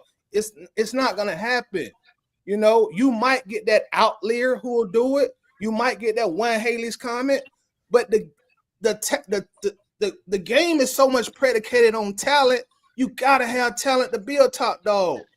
You take Ken Johnson and you put him in New England, he gonna look like he's terrible. So I don't buy that argument. That to me, that's more of an excuse than a valid stance. Well, I wasn't making So the argument that it was just talent that the reason that got it. The point I was saying was talent can overrate the effect of coaching. So the argument is that with that talent, you could presumably replace that with a number of similar coordinators and get the same result. So, for example, like 2013, that was arguably the greatest offense I've ever seen with the Broncos. However, the OC was trash. Arguably the greatest offense we've ever witnessed in NFL history, and the OC was trash. Everywhere he went, he was trash. Nathaniel Hackett had arguably one of the greatest quarterbacks, and he had Devontae Adams. I think Aaron Rodgers had 2 MVP seasons under him. Nathaniel Hackett has been trash everywhere else he went. Like he's looked like he's never called plays ever before in his life. He went to Denver, got fired right after, like in one season. So my point that I was making is not that, of course, you need talent to win. However, I'm just saying that it can overrate the coaching because we have seen terrible coaches.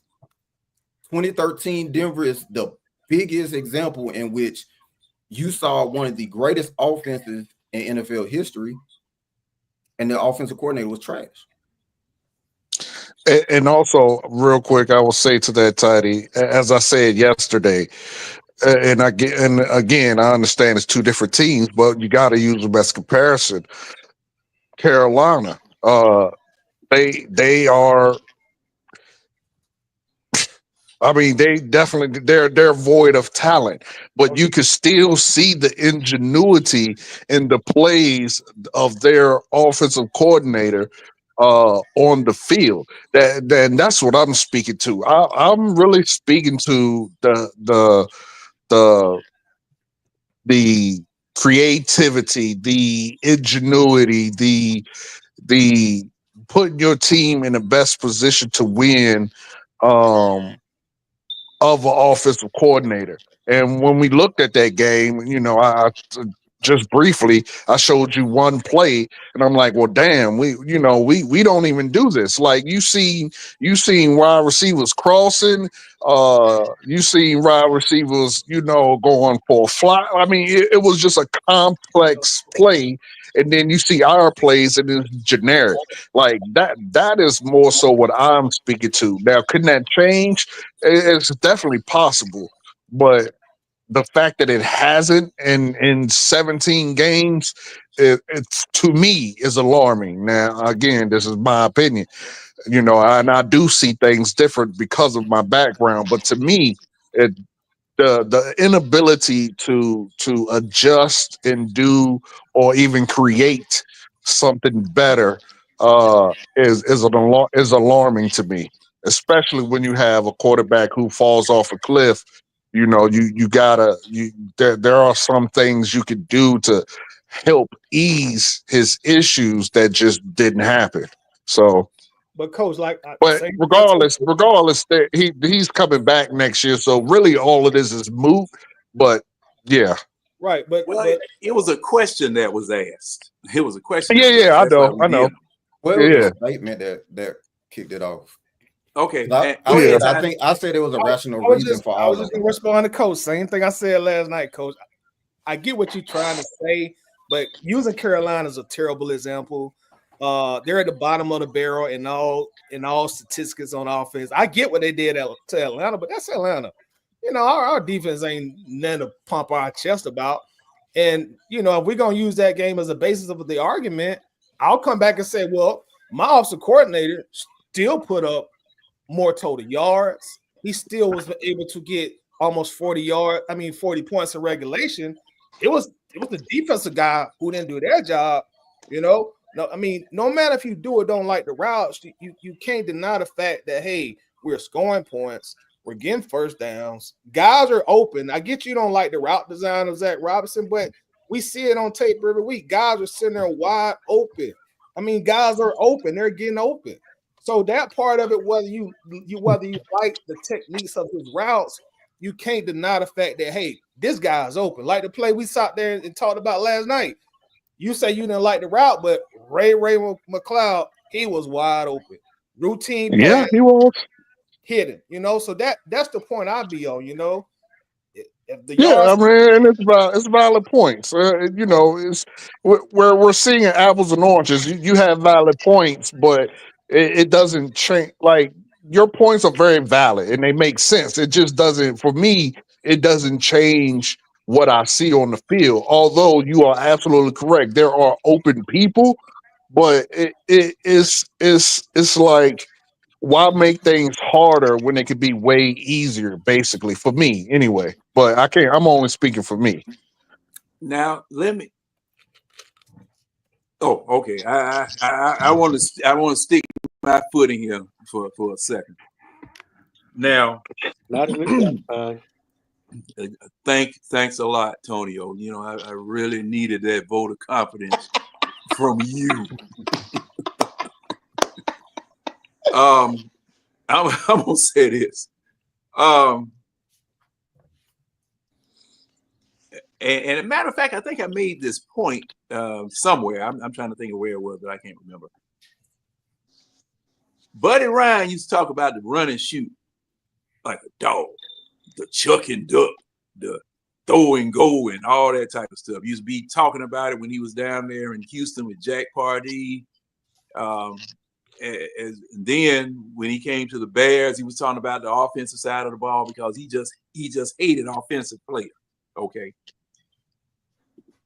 You know, a lot of this is just basic coaching philosophy.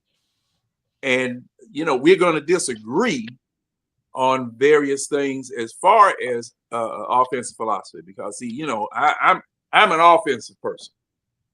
With the rule changes that have taken place in the NFL to hamper defenses, you really can't play defense anymore. If you were to follow the rules, you couldn't really play defense the way you're supposed to play defense. Okay.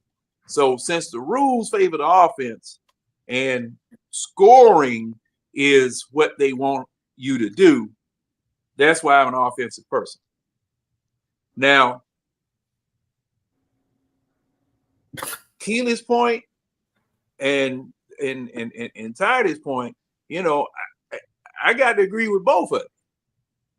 I'm really forced to agree with both of them because, see, from time to time during this season, you saw it was the offensive play calling, good or bad, and you saw the Jimmies and the Joes, good or bad. That's why I made the overarching comment saying that, shoot, the most dangerous team on the schedule is the Atlanta Falcons because we'll go out there and beat ourselves with mistakes. And the offensive coordinator, and you know, there are a lot of things that I have against him because there were some things that, you know, during the time we would look at the film session, you know, we would point out and we would spot things that the quarterback was doing wrong, things that he, you know, at a lot of times was doing wrong as far as calling plays. Because those jet sweeps, you remember in the beginning of the year, man, I thought all of us were going to lose our lunch if we saw another damn jet sweep, okay? And at the most inopportune time, you know, then it's the screens, okay? I didn't like how the dog, man, those screens infuriated me. I know they got next to coach, okay? So those things, and then those things from the offensive coordinator, they got on our nerves. Then you would have a perfectly good drive and hear your offensive lineman just stand up and just start walking down the field. No, everybody else standing back there wondering where the hell he going. You know, I mean, stuff like that, drive killers. They go on the record of the offensive coordinator, both good and bad. Everything goes on everybody's record, good and bad, no matter who it was that did it. Okay, you lost the game.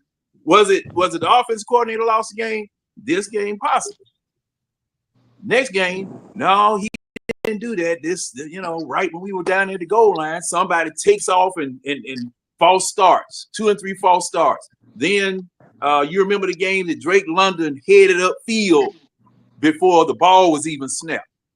Killed the drive. You got set back, and you were never able to recover that yardage. You never were able to go into the end zone, end up kicking a field goal. So I think that's one positive with Raheem, because he did eventually clean those mistakes up, like those procedural penalties and stuff. It took the whole year. It took a lot longer than you would think, it should expect. But by the time you got to Carolina in week 17, you weren't seeing those same mistakes. So I would say yeah. Now, That's true. Now leave that there. Leave that there. I was going to ask you to put that up there, but go ahead. My bad. This particular comment right here. Yes. Okay. Because I definitely want to speak on that. Okay, go ahead, Coach.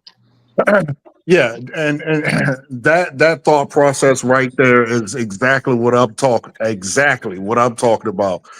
There's no way you could tell me that it is okay for anybody, I don't care who it is, to be in the highest position that there is in the sport, meaning the NFL. And this goes for NFL, NBA, MLB, it don't matter. Those are the highest of the highest levels of said sport. So you mean to tell me that you have a job at the highest of the highest level in that sport, and I still am being told to wait and let somebody learn the basics? That should be baseline for you to even have a job in the highest of the highest. If you don't know the basics, your ass definitely don't need to be no coach, no coordinator. You only need to be a water boy.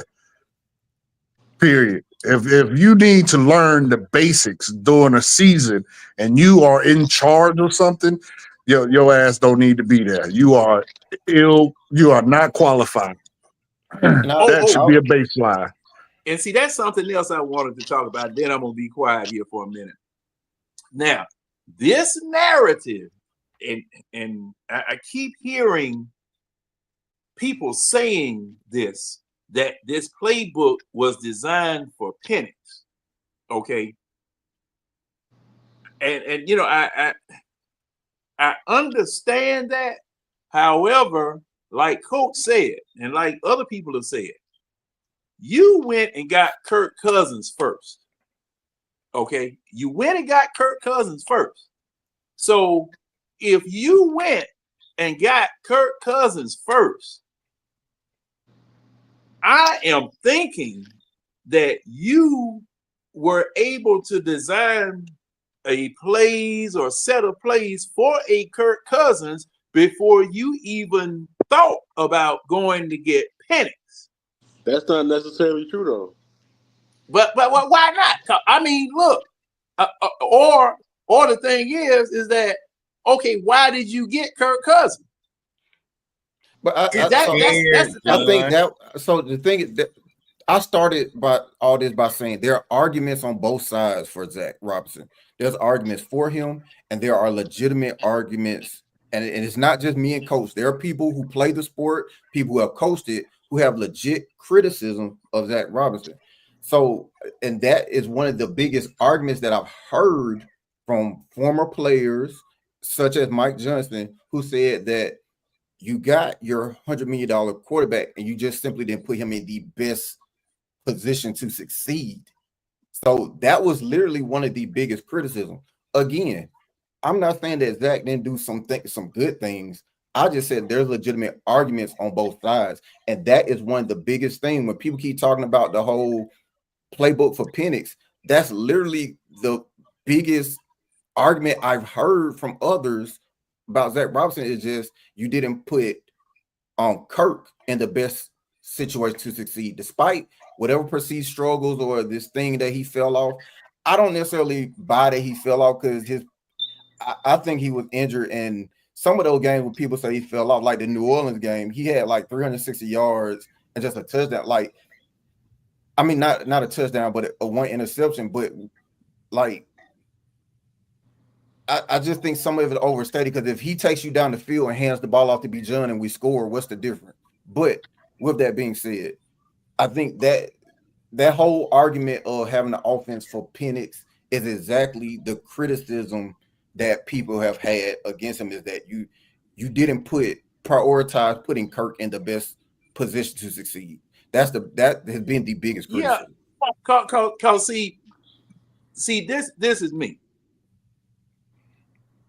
If you went, okay, Falcons, y'all got together, decided to go and get a quarterback from another team that you thought could tide you over for a few years, okay? And then you drafted one, all right?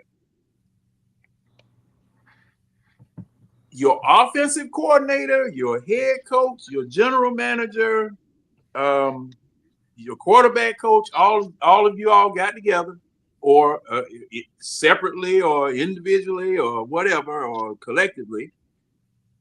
You had your eye on Kirk Cousins. Okay. I hope y'all had the discussion as to whether you could run your offense with Kirk Cousins for at least 2 years. And what I have to say about that is, you talking about common sense right now, but we talking about Raheem. Yeah, coach, and you had to sell Arthur Blank on it too. You had to sell Arthur Blank on it too. Right, but you still talking about an offensive coordinator. We always talk about offensive coordinators and their systems, right? Mm-hmm. Don't think like once we picked Kirk, we got Kirk first, and then we got Penix. Don't think at any time that Zach Robinson wasn't designing his playbook for Penix. But you didn't have him yet. That still was going to be his system regardless. Kirk had to play within his system regardless of who it was designed for. Okay, but that's the weird thing though, because the way they rationalized going after Kirk was because he played in that system when he was in Washington. Right. That was the rationalization. Exactly. That was the explanation as to why they went and got Kirk, because it would be a smooth transition for the offense, because he played in this offense with Sean McVay was his OC when he was in DC. That coach under McVay in LA. That was literally Raw's explanation as to why he went and got Kirk. Okay, but look at it this way. I think when Kirk first got there, and we had all this belief and trust in him, I think in the beginning, Kirk had to get his feet back under him. He had to get his confidence back. Once he got his confidence, you could see where he was playing well. But then once he got hurt, all that other shit went out the window. Because nobody's going to sit here and tell me that man wasn't hurt. You can look at now, Tonio, that's the $1 million question for me. When was that? When? I started that week he went on the injury report. Okay. Remember when they talking about his shoulder was messed up? Yeah. I don't think he was ever healthy. I remember the very first week one, Winston was talking about he looked unhealthy and the way he was pushing off on the throws. Winston said that week one against Pittsburgh. I don't think he was ever healthy. And if you ever really look at go back and look at someone like the game recaps, look at when Kirk was throwing the ball. Look how he was grimacing. You can tell that he was in pain. I look back when he was in Washington, and that would be his normal look every time he threw the ball. When he was in Minnesota, and then he's always doing this and always doing. Cause I ain't never looked at his face before now. Yeah, I never looked. Tell that he was in pain. You can tell that he was in pain. But he's talking about Tonio though. And then even when Kirk was throwing the ball, he was trying to arm everything. He wasn't planting that back foot. He wasn't pushing off that back foot. Yeah, The reason why But he had no velocity on the ball because he couldn't power through it. He couldn't power through but it. here's the thing though. Regardless on whether Kirk was hurt or not, if your offensive coordinator builds a playbook based on someone who's not even playing, that alone just makes him ridiculous and never needs to coach again. And I Like agree with you on that. But you got to understand if that's you going to be can't his create a system, playbook for someone who's not even playing. That's just right? asinine. But understand this though, if that's going to be his system for his tenure there, he wasn't worried about changing it for Cousins to fit into it. I'll go on a He limb And and then just. again, he wasn't. I'm gonna and, go on a limb and then just say again, that it's not You true though, cannot because run I it don't off. believe Zach to be that stupid. I don't think Zach was that stupid. I'm gonna just go on a limb and just say it's not true. It's yeah, not possible. I can't see It's not possible. that happening at all. no, and But see that's the thing. But the thing, okay, let me say this. Okay, if he's played in this system before, as was alleged up in Washington, all right, that's the only reason you go get it. Now, as far as what Keely was saying, putting the person in the best position to be able to use his talents, those adjustments were not made for Kirk Cousins because, we went on and on about the fact that, all right, your pass patterns, no matter what we doing, where we are in the field, everybody going long. Okay, there was, like Coach was saying, there was some pass patterns where you weren't ready for the blitz in case it comes through. All right, to our offensive line's credit, he was getting way more time than the Matt Ryan that we had here. And I pointed this out time and time again. Michael Penix is getting more time. And to old Clubfoot over there on the right side over there, I got to give him credit. The disaster that was envisioned by a lot of us, and I was watching for it, as far as Michael Penix getting killed from his right side, that he's received some pressure, but he ain't dead yet.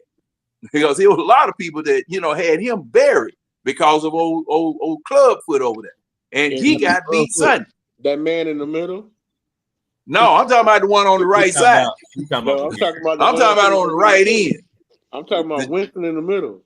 Yeah. Well, yeah. Winston. And see, the thing was, because Winston said something about it, I was watching to make to be sure, because hey, like Winston was saying, we needed to wait till next year or whenever and go and get a right tackle, because a right end on that side, because I was scared for him too, because Kirk Cousins got hit a couple of times because he wasn't able to maintain his block.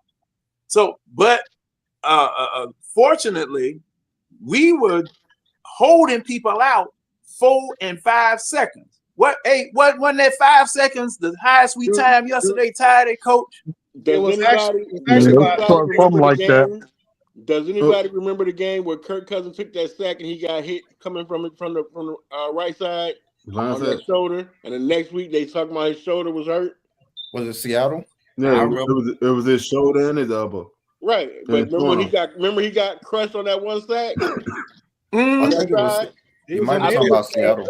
I think that's what I think. Yeah, there you go. I think you're right, Keith. I think the Seattle game was when he got hurt. And I'm like, Tony, you saw him lose velocity on this ball after that. Right, exactly. That's my whole point. Every throw he made, he was like, it was all arm. He wasn't planting nothing. John, you bringing up McGarry is another reason I was after that Seattle game.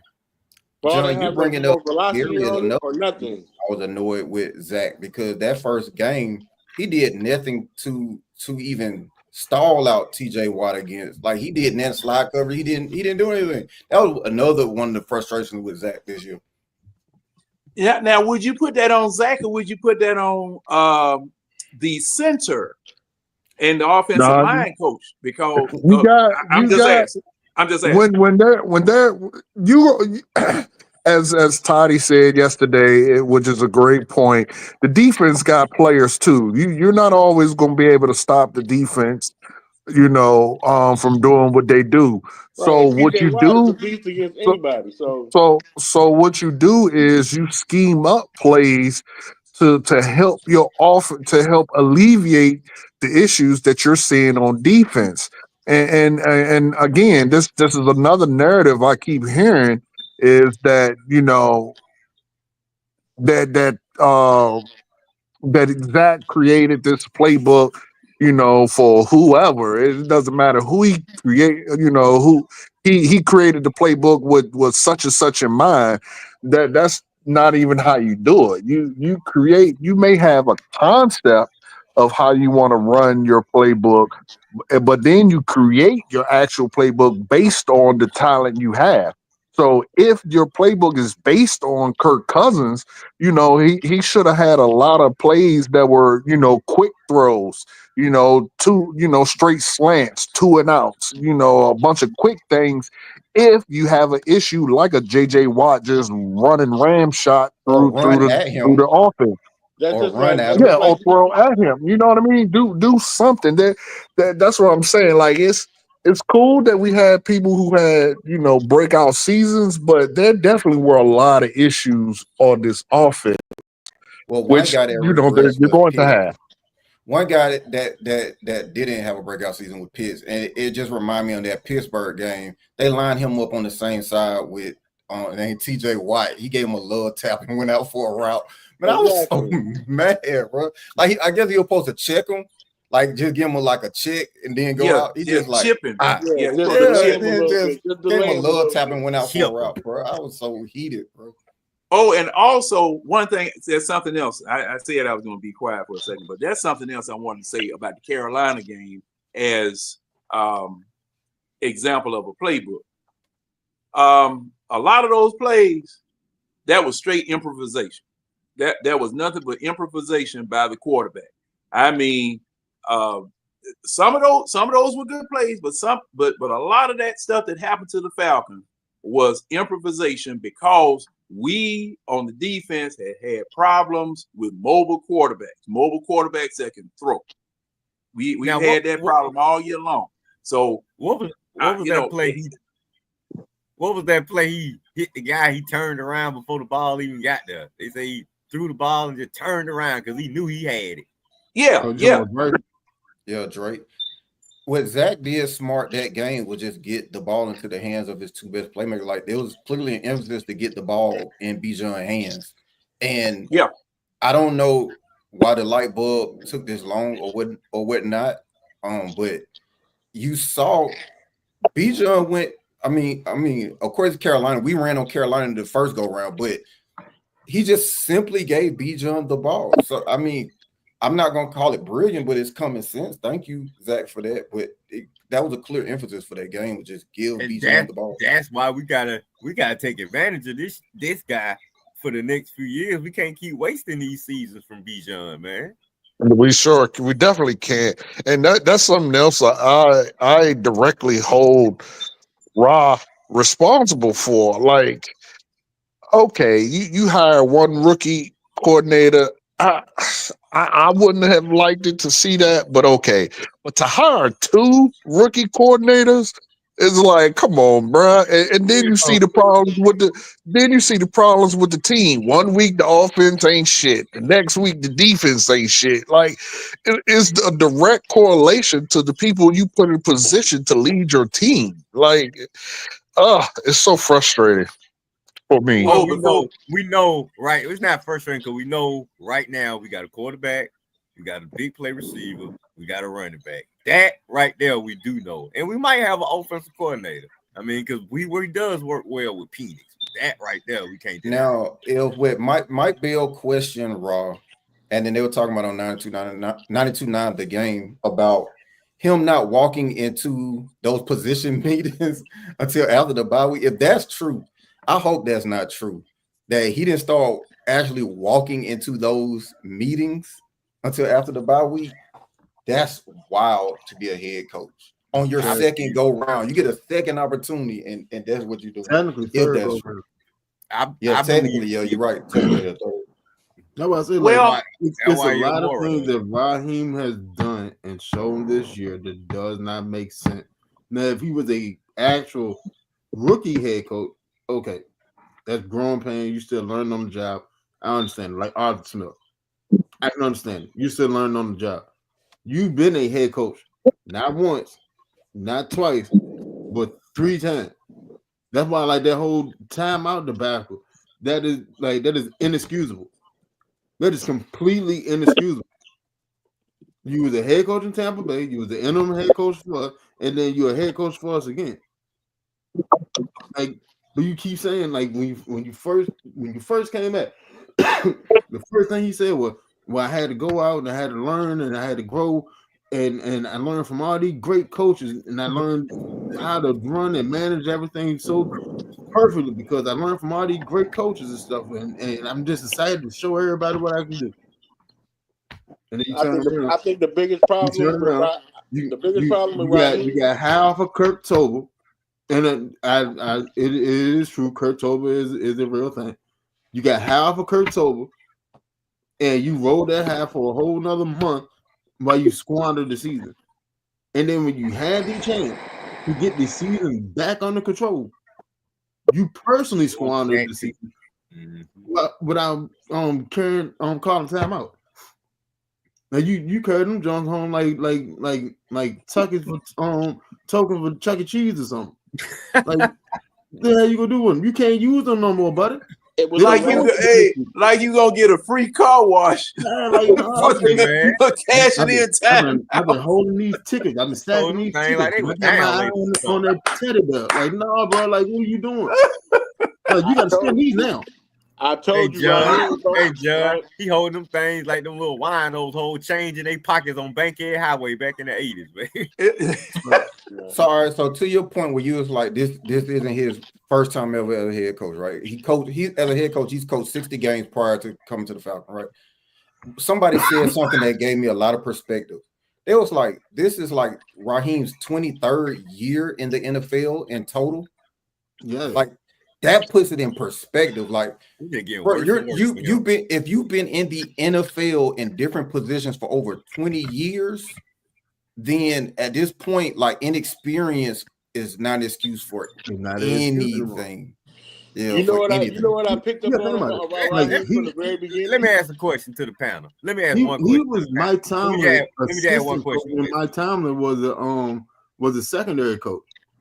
He was Mike Tomlin's assistant before Mike Tomlin became a head coach for Pittsburgh.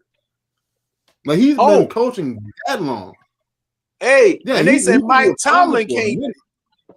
They said Mike Tomlin be messing up timeouts too. He can't call no timeouts on time. Well, at least he makes the playoffs. He went right. He got a winning record. You went to Washington. You went to Washington with all the offensive minds, the top offensive minds in the league right now, for the most part, was all in Washington with you. He was there. Then those same offensive minds came to Atlanta, and he came along with them to Atlanta. Then he split, and he went to the round with McVay again for the third time.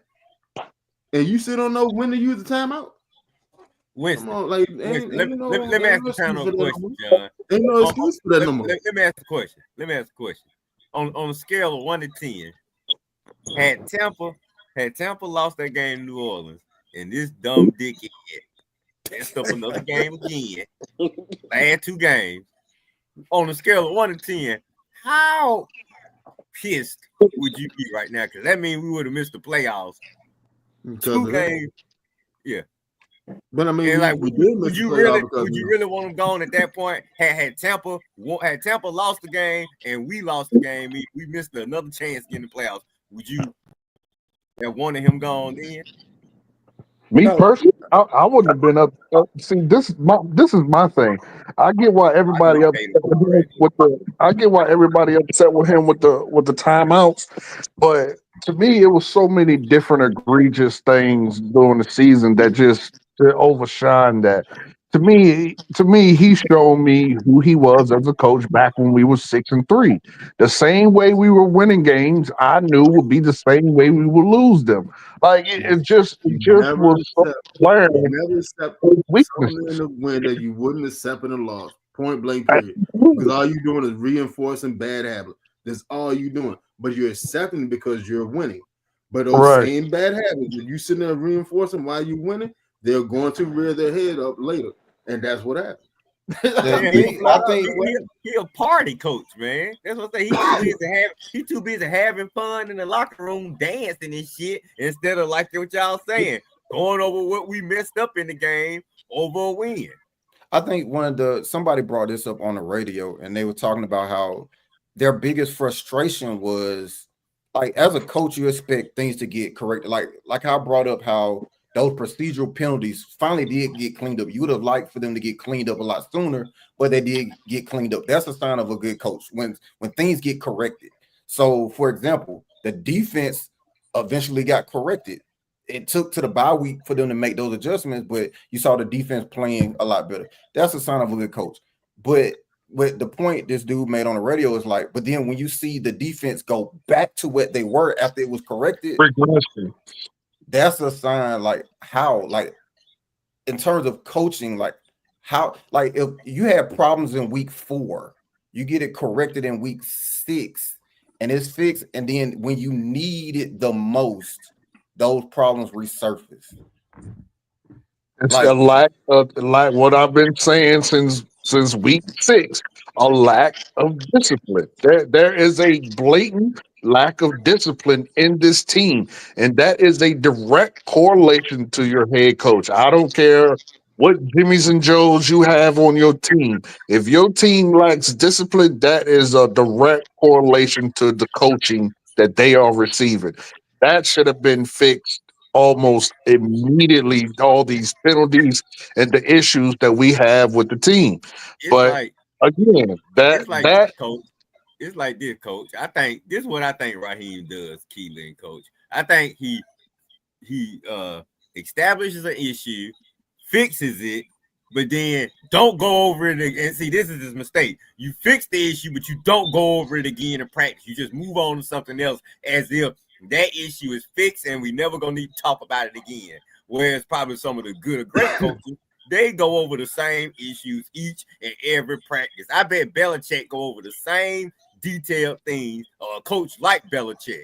Same things each and every practice. All the game situations, everything you're going to possibly come up and face in a game. I'm pretty sure those Belichick Patriots and the Andy Reid Chiefs go over those things all the time. Even the Ravens go over those things all the time in practice.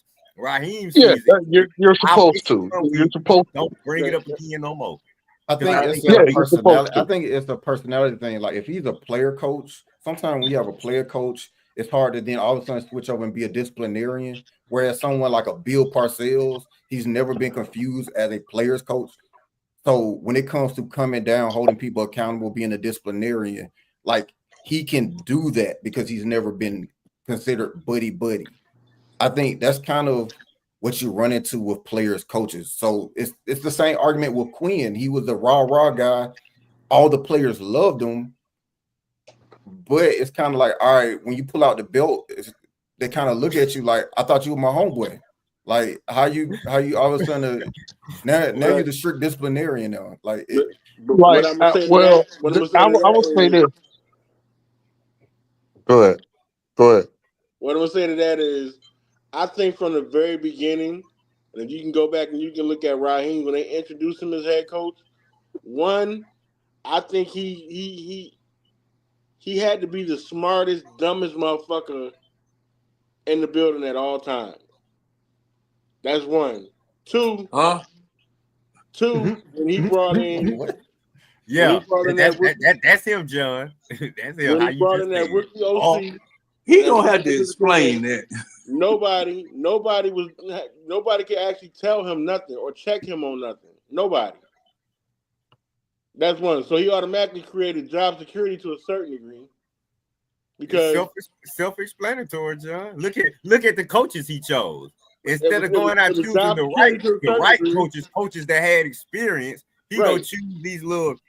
Well, on the term of calling him dumb, let me say this. I think he made dumb decisions, but I don't think he's a dumb. I think he knows his X's and O's. He knows football. Yeah, but I just think he just made dumb decisions. He's arrogant as hell, though, Keely. I don't even know if he's arrogant. I think arrogant. I get how people call him arrogant. I just think he's evasive. Like I just think I wouldn't call him arrogant. I can see how people get it. I just think he's evasive. Like he doesn't answer direct questions. He can be snarky. He can be an a-hole. Like when Mike Bill wasn't giving him tough questions, but it just seemed like Raw was giving him unnecessary shots for no reason.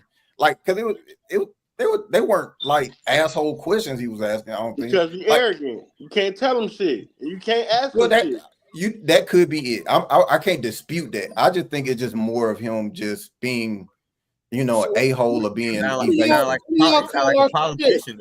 What do y'all call Arthur Smith if Raheem is? I was about to ask that question. I think Arthur Smith is arrogant. I can't put that on Raw though. I just think Raw is just evasive. He's a used car salesman. He never tells you exactly what you want to hear. Like you ask him a direct question, he go this way. I think he's an asshole for that, but I don't know if he's arrogant. Now Arthur Smith, I do think he spoke to people in a condescending manner, which would make people think he's arrogant. I don't know if that's Raw. I understand what people get it from. I just think he's just evasive and an a-hole. Yeah, because I mean, Arthur Smith used to have. As a matter of fact, I used to say Arthur Smith reminded me of Sarah Huckabee when she was the press secretary for Trump. I wanted to punch her in the face. But I was going to confuse her with being smart though. Like, yeah, I wanted to get a ticket and go to Washington and sit there right in front of her, ask her a question. I wish you would say something. I would have leaped right up there on that stage. But Raheem Morris, he's one of those jokers. He'll sell ice to an Eskimo. That's what he impresses me as being. That joker. He reminded me of them cutthroats who used to sell cars down there on Camilton Road. See, that's before your time, Red, because you had D.L. Claiborne and you had Ford dealership off of Headland. All them jokers. You had all those car salesmen over there, man. Them jokers, man. They had some of the raggedest cars for sale. They still got the land where I can see they used to be. Yeah. Raheem. I'm gonna say this to y'all about the personalities of the coaches. I'm just listening to what everybody's saying. Yeah. And until you get a coach here that's gonna win big consistently, you're gonna always find personality flaws that you're not gonna like about them because you're gonna look at them as losers. So you're not gonna have any redeeming qualities to say about him. I remember when Quinn left here. I mean, people were saying the same thing about him. Oh, he's a rah-rah guy. Then y'all remember Mike Smith? We were saying, well, he don't know how to use a timeout. It was the same stuff. So until you get like a real winner here, you're not gonna like the personality of the coach. You're gonna think everything. Yeah, Chief. But with that said, I got a question. We start saying about Mike Smith. Go ahead. After 9 games, Kirk Cousins had, and I might be off a little bit, but I think it's close enough.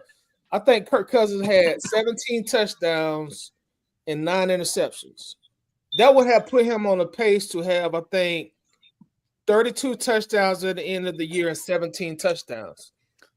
Let's just say in a perfect world, he continues that pace, everybody.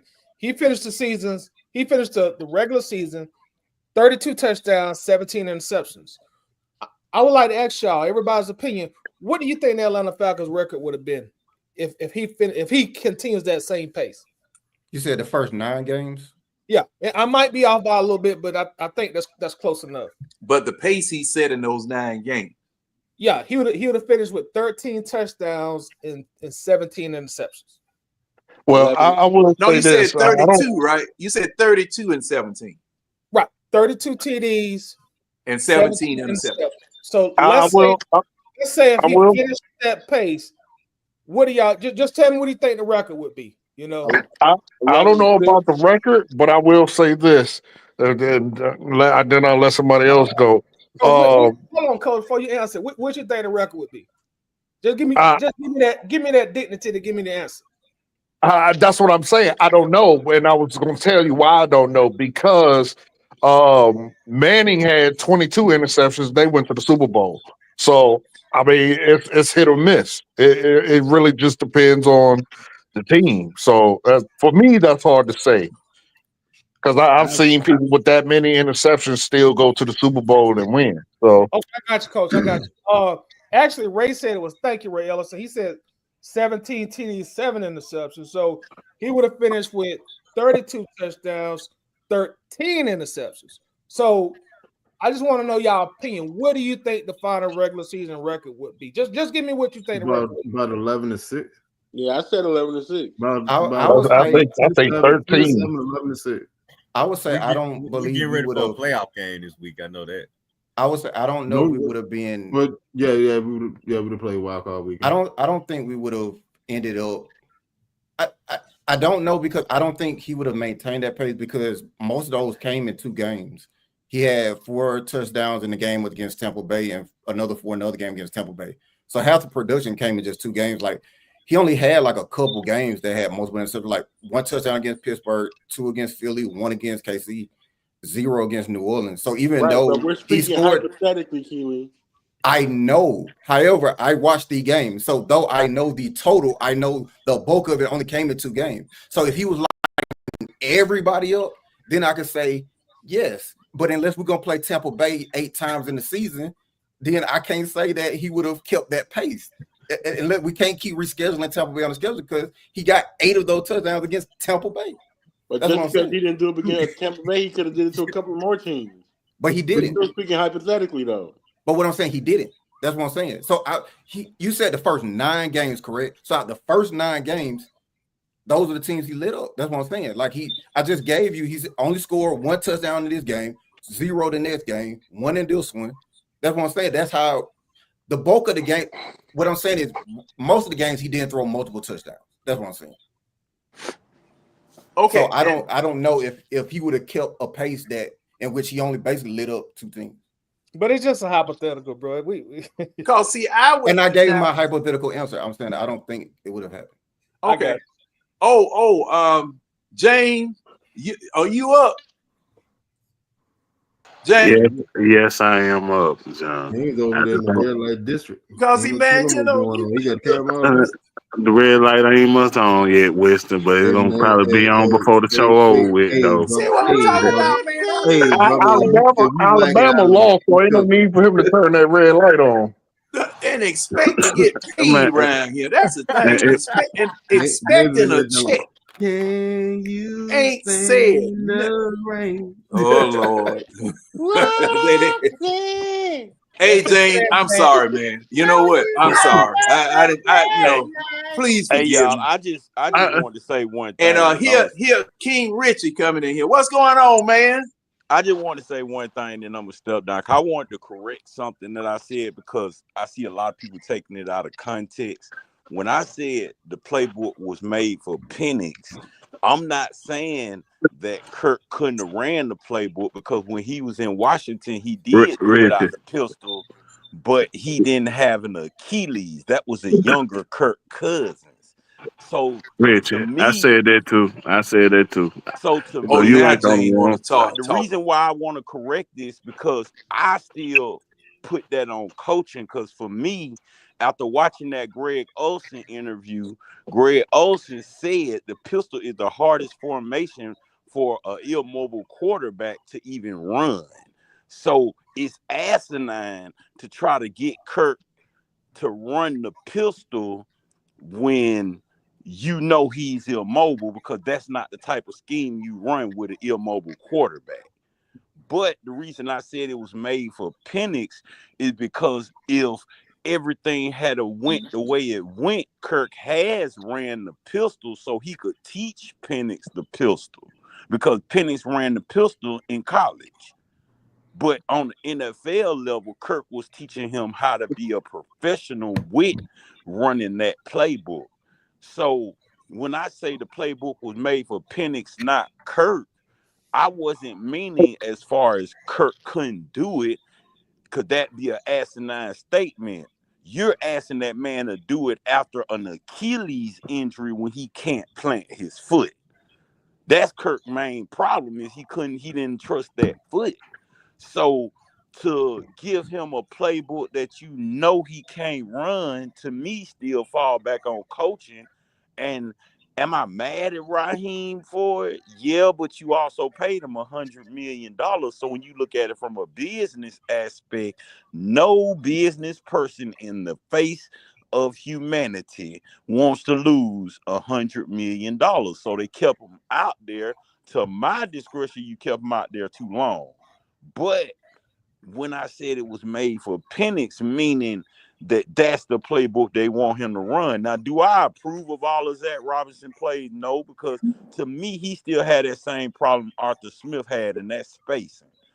I hate to see three receivers in the same zone. It doesn't make sense to me when you can spread the whole field out because you got height, you got speed, you got speedsters. It makes no sense to put everybody in the same zone and spacing, but I just think that's part of being a first-time play caller too. Because why would you put two rookie play callers on both sides of the ball? That's just all the way asinine to me, especially when you already got Steve Wilkes in the building. I think that's why they're not rushing to get rid of Jimmy Lake, because Steve Wilkes was in the building anyway most of the offseason. Okay. Now, King Richard, now I'm gonna stop you right there because I want to ask you something about Steve Wilkes. What the hell was he doing here? I think he was here because this is what I mean about coaching. I don't think they trusted Jimmy Lake from the get-go, which is stupid because why would you make him the DC if you're going to have Steve Wilkes come in here to help him with the defensive scheme? They already said he was here to help with the defensive scheme, right? He ain't said that out of his own mouth in the press conference. So it makes no sense to have Steve Wilkes sitting on the sideline but using Jimmy Lake. It just like I agree with what old boy said. The smartest dumb motherfucker in the room. Not saying I dislike Raheem because I do. I'm not one that wanted Belichick. I don't care for Belichick because some of them rings he got, I don't even agree with how they got them because I don't believe you won all 7 of them the way people think you did.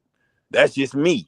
Because I remember Deflategate. I remember those different things that a lot of these. I remember when Sean Payton had a hit out on the Atlanta Falcons. So I've been around since Chris Miller. That's how long I've been watching the Falcons. Not saying I'm the oldest Falcon person in the world, but I remember Chris Miller. I remember when we had, what's his name, Harrington or something, or Redmond. I remember those years of quarterback purgatory. I remember the Smiths used to bet against the Falcons, but they didn't even want them to win because they used to bet against their own team. So it seems like every time, this is what I hate, every time we get a coach, it's like with our team, y'all get arrogant, but everywhere else y'all go, y'all actually utilize the scheme of football. You get here, because I used to be mad at Zach Robinson for the same thing I was mad at Arthur Smith for. Quit making Bijan the headliner every game. Switch it up. Switch your playbook up. Switch who's the main person in certain games. You see what I'm saying? You can't make Bijan the feature in every game. That was just my opinion. You can't. Because different teams gonna scheme you different ways. So that's why I want to correct that, because I am one that say Zach Robinson wasn't brought here for Kirk. Not meaning that Kirk couldn't run the scheme. It just means that I think, right, you know how sometimes you put the carriage before the horse. My mom used to tell me I used to do that all the time. Put the carriage before the horse.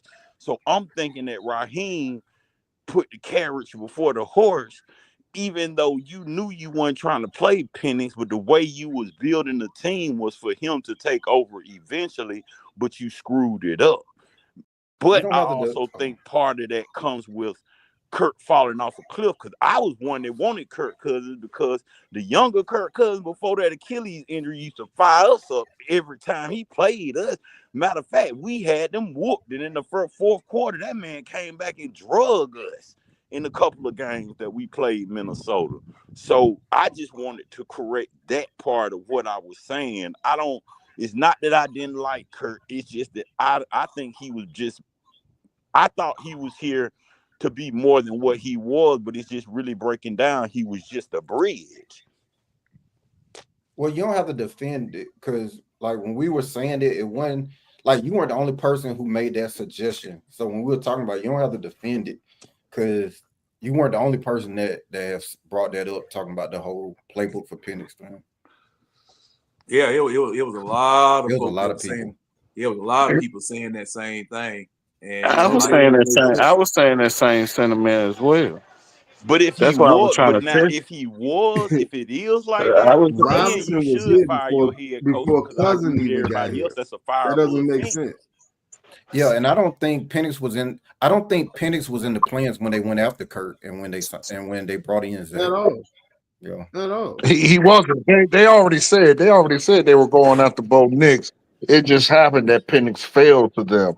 Um, but yeah, I like they said, No, they were going I'm after Phoenix when they went to go visit.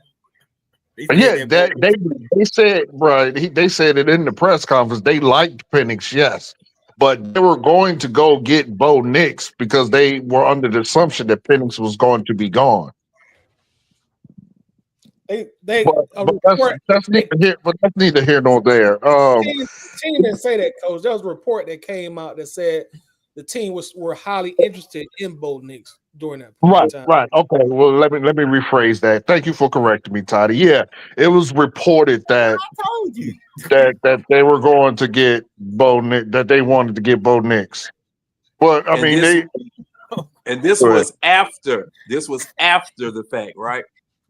Yeah, this was after they got Okay. Michael Okay. Penix. But I mean, they did say when Penix was drafted that they were surprised that he was there. Mhm. So that's why they jumped on him. I mean, that's that he yeah. wasn't there. Go ahead. No, I was gonna say, that's why I think they weren't gonna go quarterback, because in that press conference when they were talking about when Arthur Blank came on to explain after Kurt made those comments about how he was surprised and was taken off guard because nobody told him that they were going to take a quarterback. And then Arthur Blank then went to the press conference and explained that, well, that wasn't our intention to take a quarterback, and then we saw Penix there, and then we took him. So that kind of adds to it that they didn't have Penix in mind when they got Zach Robinson and when they got Kurt, because Blank then comes out and said, well, we didn't think he was going to be there, and we had no intention of taking a quarterback. So. Right. I mean, and irregardless, however it happened, if your quarter again, I will say this again, if that has been the case or is the case that that this playbook was made for Penix, that alone should get your offensive coordinator and your head coach fired. You don't create a playbook for somebody who's not even projected to play for at least 2 years. That was the thought process when the season started, was that you are going to at least ride Kirk Cousins for 2 years and allow Michael Penix to sit on the sidelines. So for 2 years, you're telling me you're running a playbook that's not designed for your starting string quarterback. That just I mean, I hear what y'all saying because it's the pistol, but that to me that just doesn't make sense.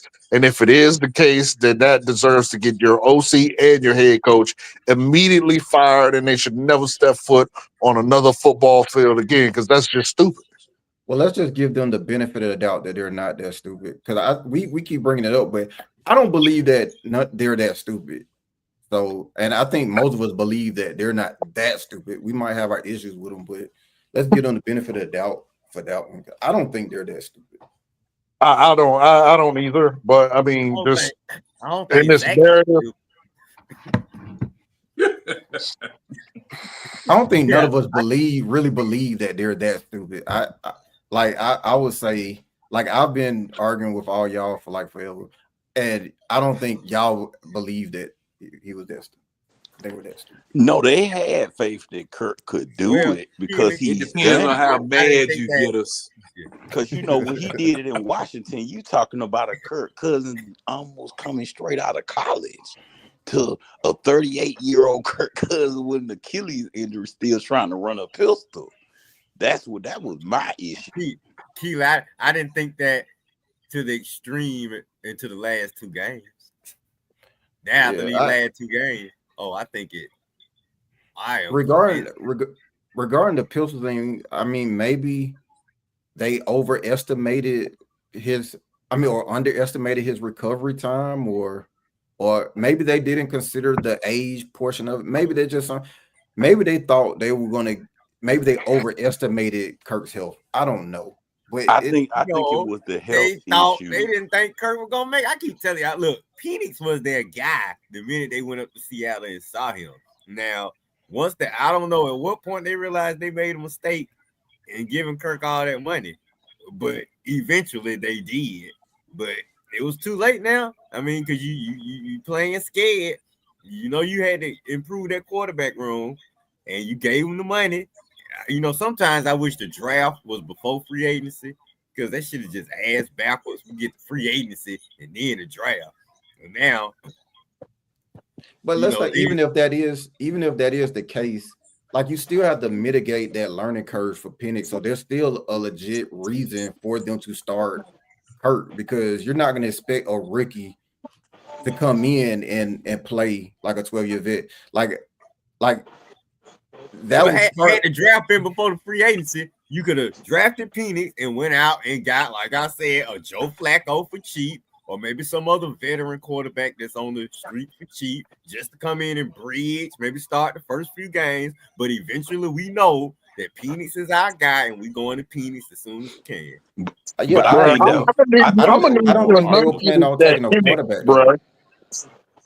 Red, I'm gonna need you to enunciate that Penix. No, I think that was more MPJ. How about that, coach? MPJ. No, I think that was more Arthur Blank, because Arthur Blank said he don't want to go through another quarterback purgatory like he went. See, Desmond Ridder and Marcus Mariota messed everything up for Arthur Blank. So I think that extra security blanket was more so the owners than any of the coaches. Yeah, but you don't get a security blanket $100 million. No, he's talking about that's the market for a quarterback. That statue, Red. What you failing to realize is that's the market. His contract is even not a top 10 contract in the NFL when it comes to NFL quarterback. So they came in with the plan at first of solidifying that quarterback room, big dog. They had to go to a Kirk Cousins as a bridge, and they went to Michael Penix when they drafted him. Because as Raheem the Dream said, that it was at that time, I'm gonna say this, at that time that this team was a quarterback away. So they had to come in with the plan in regards to a quarterback, even though they had other holes they had to fill within that team. So they like people said, they didn't think Penix was gonna be right there. So they had to capitalize on the move. He's not gonna be right there. I think he's not gonna be right there. You knew who the first thing. I was gonna say King Richard. I think he was trying to explain before y'all jump. I think he was trying to explain that. I think y'all kind of misinterpreted what he said. I don't think he was calling Kirk the safety blanket. It was Penix is the safety that's what blanket. He was talking about. Yeah, but the thing is, you can say what you want, but what people don't understand is it was more teams that wanted Penix. The only reason they didn't take him was because of the injury. I didn't see Bo Nix going before Penix. I'm just gonna be honest. I didn't. I'm saying we picking 8th though, King. That's the thing. Bo Nix. You know the first 3 quarterback going. You know where they're going. Now the teams in front of us. It was realistically maybe one team that could even consider the quarterback in front of us. And after you got to remember, there were reports there were reports that teams were trying to jump above us, i.e., the Raiders. It came out later The that the Saints Raiders were too. making the They Raiders had were no making leverage. calls They had no to leverage, try. coach, to get in So front of so us. what? I think You're New not York was in play understanding. You're for a not quarterback. understanding how it works, Red. If someone hears that there are that if they okay, so this is a brotherhood. That's like all of us trying to get the same player. Somebody is going to leap or somebody is going to call. Let's say I call Toddy and I'm like, "Hey, Toddy, I'm trying to get your spot." And then Winston called Toddy like, "Hey, Toddy, I'm trying to get your spot." And Toddy like, "All right, well, I just got a call from Coach, and he willing to give me this." Like Coach, that is going. wasn't none of that That going is on after the Yes, it first was. three Yes, it guys. was because Everybody, it's going everybody was on the pretty much entire draft, predicted Red. to stay put. Red, the Everybody was Saints after the wanted to first three jump us to guys get. were drafted. Everybody was pretty much predicted to stay put. You No, Yeah, feel they me? the, wasn't. No, No, they they wasn't. wasn't. yeah, No, they yeah, wasn't. No, they wasn't. yeah, The yeah. Saints The were gonna only jump us to get Michael Penix. Did who, anybody but who draft were gonna us? they want No. no, but the question is, Nobody moved. in order to jump us, somebody has to be willing to trade out. That's the point That's that what they're I'm making. saying. When, That's what when, I'm saying. The point I'm The teams making is in they front were of us trying. weren't going to trade out because they needed those pieces. The teams in front of us needed the pieces that they got, so they weren't trading out. Nah, Phoenix nah, was the going to Raiders fall didn't. The right Raiders to us. didn't. the The Raiders weren't Raiders in didn't front of need us. Brock Bowers. The Raiders needed a Raiders weren't in front quarterback. of us. The Raiders weren't in front of us. I know Right. they were gonna jump us. The point But I'm the making Raiders is have to trade with somebody in front of us, and nobody in front of us was willing to trade out. That's Thank the argument you. that he's saying. All right, I and understand that. also, you talking to the man that won the liquor.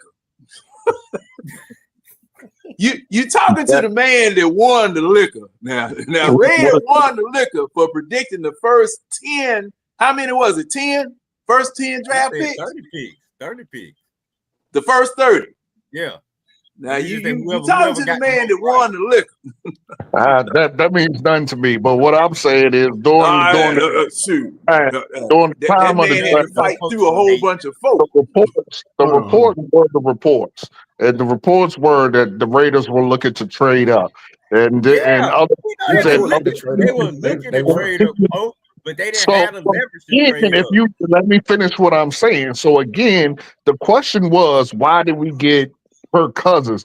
Because up to the draft, the reports were teams were trying to dump us to get a quarterback. So what you do is you get a quarterback so that in case you don't have the ability to get the real guy you wanted, i.e. Michael Penix, you have one in the tuck, and then you go and get a Bo Nix in round 2 or 3. But because Michael Penix failed to us, they went on ahead and pulled the trigger and got him. That's the point. Anyway, But coach, it was you're already asking why did established they? Penix wasn't going as a top 3 quarterback.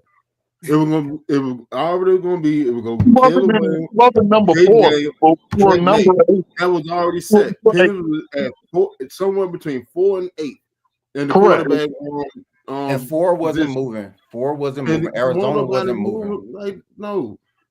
The draft literally fell the exact same way that the pundits was already saying that it was gonna fall. Nothing shook. Every person went exactly where they sat and said they was going to go.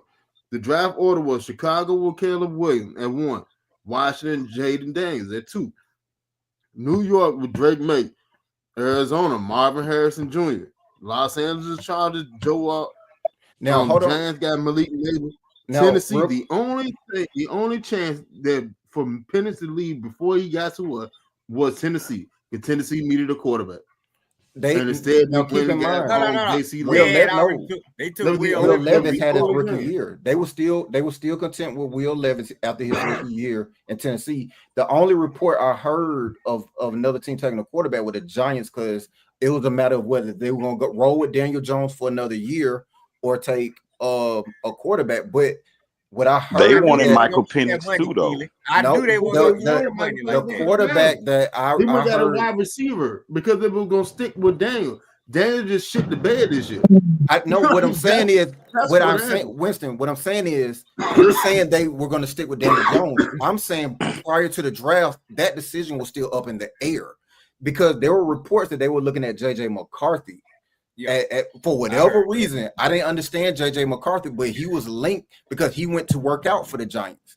So they were talking about they were looking at JJ McCarthy. I didn't understand that, but I understand they stuck with Daniel Jones eventually, but there at that point there were still questions of whether or not they were going to stick with Daniel Jones or go ahead and get his replacement. But see, the reports I seen about New York said that New York only reason they passed on Penix was because of the injuries. And the fact of the matter is, people, they have told you with their own mouth. Like literally, he said it with his own mouth. Raheem said it. Arthur Blank said it with their own mouths. They were surprised Penix fell to them. So, and the reports came out of the same thing. So, like, I really don't understand why it's really a debate, because these things have been said with their own mouth. So, I mean, it is what it is. I mean, with their own mouth because it was trying to pacify Kirk Cousins, because you had just spent all that money on him. And then they said and went snatch a quarterback in the first round. And you just went and saw what, a week and a half ago before the draft. Kirk got a call. While they were sitting there putting in Penix's name. They called Kirk agent at the same time. Yeah. Everybody found out at the same time that went got Michael Penix. That's why. I'm surprised he fell to us, so we just had to take the shot. No, dipshit, y'all already planned on going to go get him. Y'all already knew he was going to be there. Y'all already knew he was going to be there. I think y'all trying to make sense of something that makes sense though. You can spend all this money on because you got to coddle a quarterback. Possibly, the quarterback you have to coddle for the most part. The only quarterback that I've seen that had the thick enough skin that you didn't have to coddle was Tom Brady. As much as I can't stand him, I gotta respect. No, bro. Tom Brady was the. He did get Garoppolo up out of there. Tom Brady. It was a rumor about Garoppolo. Who? He didn't like that. Garoppolo. He didn't like that. He went to the owner to get Garoppolo up out of there. Understandable. But everybody sit there and say how Bill Belichick is as a coach. What Belichick did was Belichick snapped on Brady, and Brady took it and broke it down for everybody else. If I can go with my greatest player and he accepts it, everybody else is going to fall in line. That what made the Patriot way work. If I can go with the greatest, arguably the GOAT, well before he left to go to Tampa Bay. If I can go with the greatest and he accepts it, what make you expect yourself not to expect it? That what made the Patriot way work. And when Brady left, and now who's your best player now? Now you're trying to think of who the hell is your best player. The same coaching philosophy will not work. And that's why they win the shit. Point blank. And that's the same thing that Parcells did with Phil Simms. Because Parcells, yeah, he did the same thing. Phil Simms. I guess that's where Belichick learned that. Yeah, where Belichick learned that. I think with the whole Falcons draft thing, I think the problem here is y'all trying to make sense of something that probably didn't make sense. Y'all trying to rationalize a process that probably wasn't a cohesive process. I don't think Penix was in their mind when they were going to get Kirk. I think a lot of things happened in between. I don't think so either. I think they fell in love with Penix when they took him, when they went to Washington and saw him throw the ball. That's when they decided, all right, Penix is going to be the pick. Yeah, and you've already spent all this money on this quarterback. That was before Kirk. You already promised him X. That wasn't before Kirk. So when, No, that was after Kirk. Yeah, I'm talking about Coach said it was before. I was just no. That was like a week. That was like a week and a half before the draft. That was like right before the draft. That was like a week and a half, maybe 2 weeks before the draft. When they went saw him throw, they was like, all right, this is going to be the pick. All right, well, shit. Yeah, I done just made up. I done paid this Kirk all his money. I done said that, told him X, Y, and Z, this, that, and the third. To be honest, that's what everybody said. Well, the Falcons is finally going to address their pass rush. They finally going to get it. Everything is lining up for them. Jared versus Latu and the Falcons really threw the draft off. Dallas Turner. Dallas Turner. Yeah, free agency is in March, and they didn't go visit him to April. For us to pick whoever the hell we wanted. But when they sat there and saw Penix, they was like, all right, Penix is going to be the pick. That's why they kept their mouth shut. If y'all remember, The Falcons front office didn't say anything.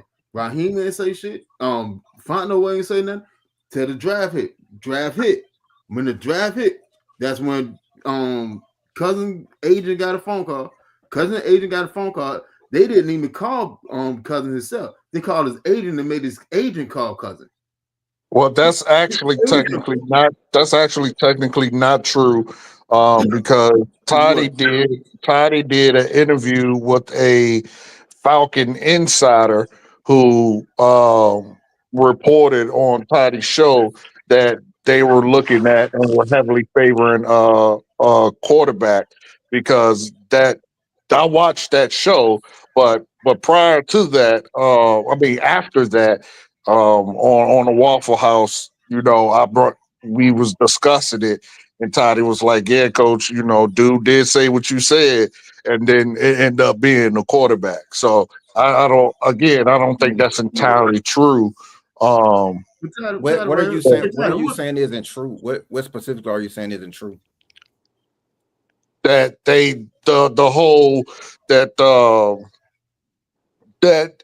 what he was saying, that it was all set up, that the Falcons were keeping quiet about who they were going to get, and it was all, everyone thought that we were going to get a defensive player, and they kept their mouth shut because the Falcon insider that Toddy interviewed said that the Falcon. I think the fans just wanted it more than than the Falcons really, because all things pointing to a court. Basically, what I'm saying is all things pointing to the fact that we were going to get a quarterback in the first round. Coach, follow up question. The insider that said that they were interested in a quarterback, did he say when they came to when did they come to the decision that they were going to take a quarterback in the draft? I don't think he said that. Okay, so then therefore you kind of refute something that remember. You can't refute. All right, so this is I think this is the overarching because point. I can't refute it. You said they kept their mouth shut. Clearly they didn't, because the outsider said something different. They kept their mouth shut. You know, okay. All right, so if that was the case, hold on. If that was the case, what was the other quarterbacks that they went and looked at? Because they only went and looked at one.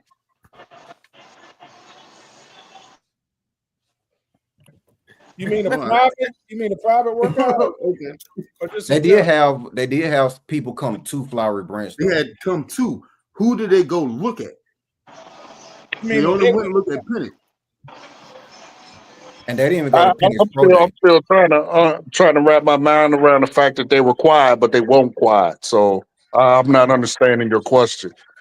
If they were quiet, the insider is telling me what they're saying. How are they quiet? You heard a guy on Titus show saying that they were looking at quarterbacks from the jump. So Winston was saying, "Well, no. Hold on, red. You know, I'm the fact checker. He didn't say that. He didn't say from the jump, because I just asked him. I said, starting at what point, and he said he didn't say that. So he didn't say from the jump. Initially, he said from the jump. He said, "No, I get what you're saying. I'm just clarifying. That's I'm the fact checker. When I just asked Coach, I said, when did they come to the decision as far as deciding on the quarterback? He said, I don't know. So I'm just correcting that before y'all say he said the wrong thing. Well, yeah, let the man who interviewed the man answer the question. There is one report that I see here. Falcons offensive coordinator Zach Robinson said during the press conference Wednesday that the Atlanta Falcons flew a large group to Eugene, Oregon, to work out signature caller Bo Nix, and they were reported that they were kind of deciding if they wanted Nix or Penix. So it looked like those are probably the top two on their draft board. Draft board. Do you, if you don't mind, what's the date? You don't have the date on that? Both of them, to be honest, was not slated to be top 10 picks. So what they were trying to do, huh? No, my bad. I didn't hear you. I'm sorry, I didn't hear you talk. Good. You want the date of the article? Yeah. Or the date of the visit, whichever. Hold on. Let me see if I see it. Go ahead. If I see it, I'll let you know. All right. Go ahead, Winston. All right. So Penix and Bo Nix were not slated to be top 10 picks at all. What we try to do, and we still try to do the same thing again, was we were going to pick at 8, and then we were going to trade back into the first round. in the middle of the first round. And we try to do that. We try to do that while we pick Penny. When we pick Penny. Now, if Bo Nix But was so high up on the board, you're hold on, using your I'm talking, feelings bro. and Hold logic on. when I'm they talking. when I again allowed you to dude talk. clearly I'm talking. said that they were I'm going to draft the Hold on. quarterback. Let Winston I'm finish. Let talking. Winston finish. That's why he's always talking. So Yeah, well, go let ahead. Winston finish. I can do that. It's Yeah, me, yeah. John, You and sure right. Phoenix. What you talking Talking the about? whole show. You sure right. Go ahead. You sure right. All right. Okay. Like I said, Bo Nix nor Michael Penix was slated to be a top 10 draft pick. Neither one of them was. What we was trying to do was draft at 8 and then draft back and slide back into the middle of the first round. And we tried to do that afterward. It just didn't work out that way. So we just ended up going ahead and go get Penix. But neither one of them was slated as a top 10 pick. Penix wasn't because of his injury history. Bo Nix because they said he had accurate issues or whatever. Neither one was slated as a top 10 pick.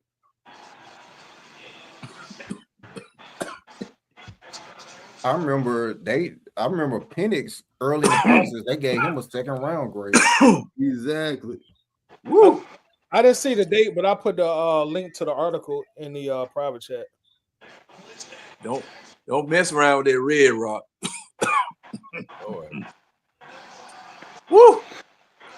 Now, so the only thing with the Penix thing that was just like I said, as far as that made me believe that they weren't on him early was the fact that they didn't even go to his pro day. I don't know if they went to Knicks pro day or not, but I remember when that thing went out as far as it was like the Falcons are sending everybody to Washington, you know, blah blah blah. That was like after everybody else then went and saw Penix and everything. We're talking about April. This is after free agency, after everybody has signed. Then all of a sudden, this is after the pro days, after the interviews. Then they take that visit, and it just seems so late, like a last ditch effort for whatever reason. That gave me the impression that it was just a whole scrambling late thing with Penix. So let me ask you this, Keelan. With Wilder's statement right here, right? They were going to draft the QB last year, right? What you have to say about today? Because if that's the case, that wouldn't be a last scrambler because they knew what they were doing the whole time. Well, I'm just stating it, and I just want to know the answer. I'm no problem. I have no problem talking. So I'm asking for clarification. You're saying that instead of 2024 draft, that they were planning on taking a quarterback in the 2023 draft. I'm asking for clarification. Is that what you're saying, Wallace? You said because it said in the last year draft. I'm thinking this past draft when they draft Penix. Raheem wasn't here in last 2023. So this So he got to be talking about 2024. He got to be talking about 24. But what I'm saying is the owners' meeting hasn't came yet. So if he said at the he's owners' talking meeting, about the owners' meeting from last year when Raheem hold on. If he said at the owners' meeting that they were going to draft a quarterback in last year draft, if he said last year at the owners' meeting, then he's talking about 2023. That's why I'm asking for clarification. Because if he were to say last year at an owners' meeting, then he would be saying at the one this year.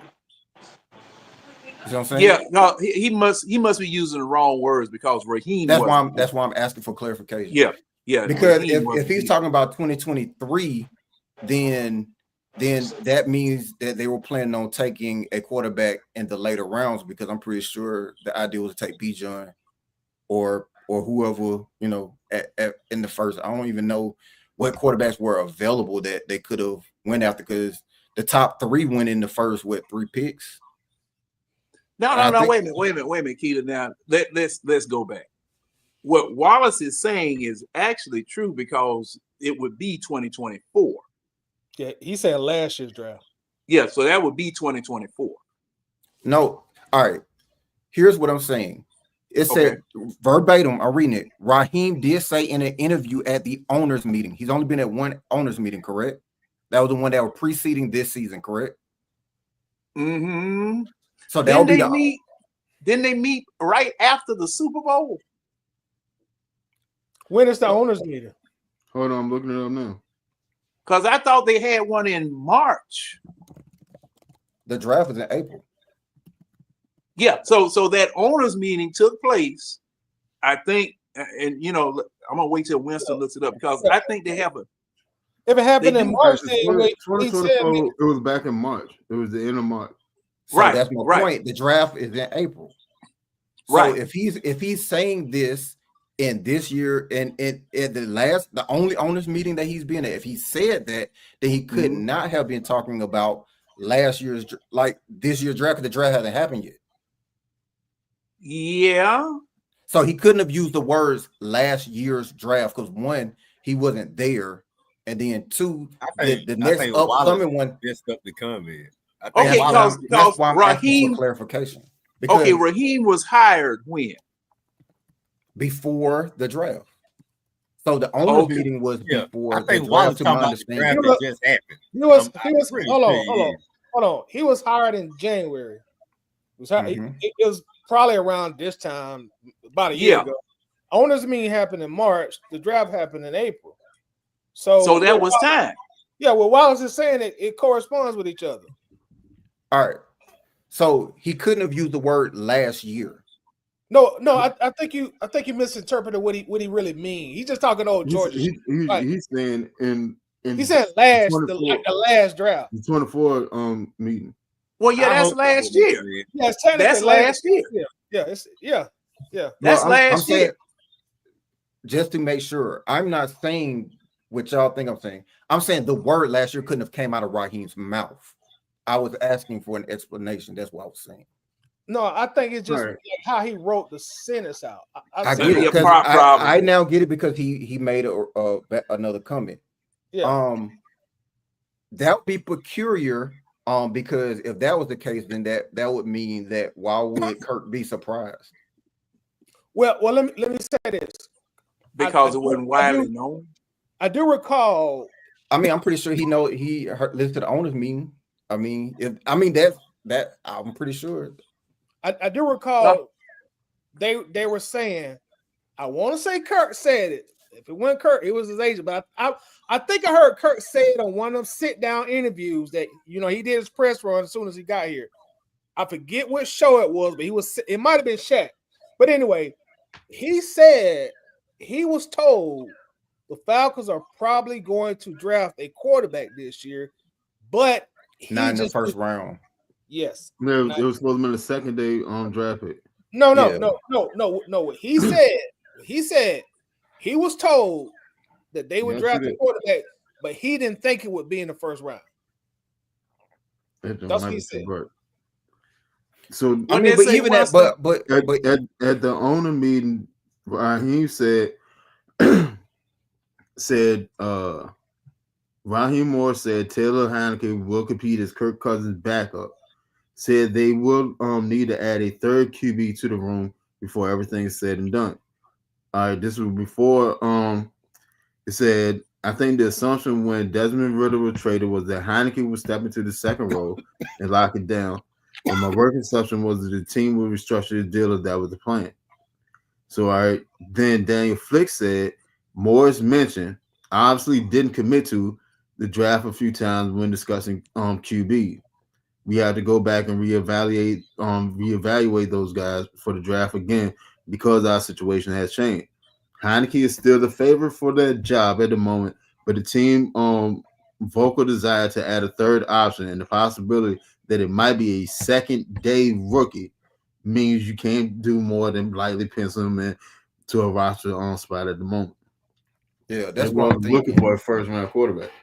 Yeah, because when you listen to Blank's explanation at the press conference as to Kirk, his response to Kirk's comments about being surprised, that leads me to believe that Kirk was expecting a quarterback, but not one in the first round. Yeah, that's what I just said. Oh, okay. Now, let's move off of this because I wanted to discuss after you hear this interview with Dave Archer Now, mighty funny. And I said this in the comments in Bird Gang as well as the eye test. Mighty doggone funny that Mark Zeno nor Steak Shapiro were at Raheem Morris's press conference after the Carolina game. I, made the comment that there had been some phone calls made at higher levels of both organizations, which disinvited certain folk from coming and being at the press conference because they kind of like Winston say, they got scratched up in the last press conference. They got a little scratched up a little bit because of the types of questions that if I was there, I would have asked. And I know a lot of you guys would have asked about the timeout situation. It was a day 3 after the crime was committed that we're gonna keep asking him too until he gets tired of it. We're gonna ask him until his ass resigns. And I'm glad Red wasn't there because the thing is, I'd have had to come get him out of jail. I just know. John, it would have been like you in training camp, John. So are you suggesting that they possibly took Zeno's credentials? No, I don't know about the credentials. I know about the invitation. Yeah, you can keep your credentials, and when you learn how to talk to grown folk, yeah, I'll let you come back in here. That's basically what I got from it. Because see, I wanted to ask, and I tried to get in today to ask Dukes and Bell, why wasn't you there? Why wasn't Zeno there? And they wouldn't let me get on the radio. They wouldn't let me get on the radio. That's weak. Well, if this was New York, that will play out so different. If this New York or Philly, that would play out so different. Yes. And I had suggested that, and I got a funny feeling that the relationship between 92.9 and the Falcons is starting to take a turn where they may be shopping for another affiliate, because I remember when they were at 680 The Fan, they had a Falcon filter there for the callers. I was in the filter. I was hung up in the filter because they wouldn't let me call and ask no questions. John, you fuss with them people all the time. Yeah, but I mean, I'm asking and I'm just asking the questions, okay? Because I want to know, because that timeout situation. I mean, don't be pouring no doggone sterno down my back and telling me it's raining. Don't do that. Don't act like we don't know anything about football, and ask us and try to blow smoke up our behind. Don't do that. Because I know the people on this panel, we will ask the questions. If given the opportunity, we will ask the questions. And if it don't sound right, we gonna make that funny. We might do like, how them dogs do when they hear something funny. Oh, they turn their head. Oh, wait a minute. Hell no. Wait a minute. That don't make no sense. But I want to play this part. Now it's about 17 minutes long. We'll just break it up at certain times because I just want, it's an interview between Dave Archer once again. He might be the feature Cub reporter for 92.9 from now on, because of the fact that he can't get along with nobody else. So we'll go ahead. Let me see. What, man? Winston, you in here twice? Yeah, man. Show was so good, I had to do it twice. Oh, okay, all right. Like New York City. Well, that's a good picture to hang up on my wall there that you left. You want me to you want me to knock that one out? For real, just showing out. Just showing out. That's the music, man. That's the music. Oh, okay. All right. Winston ain't got that type of taste, John. Yeah, but that's a nice. That's a nice fit. But do you want me to keep that one or drop it? Oh no, keep both. I just ran out fast, so I took and got on my phone. Oh, okay. All right, let's go on with this interview.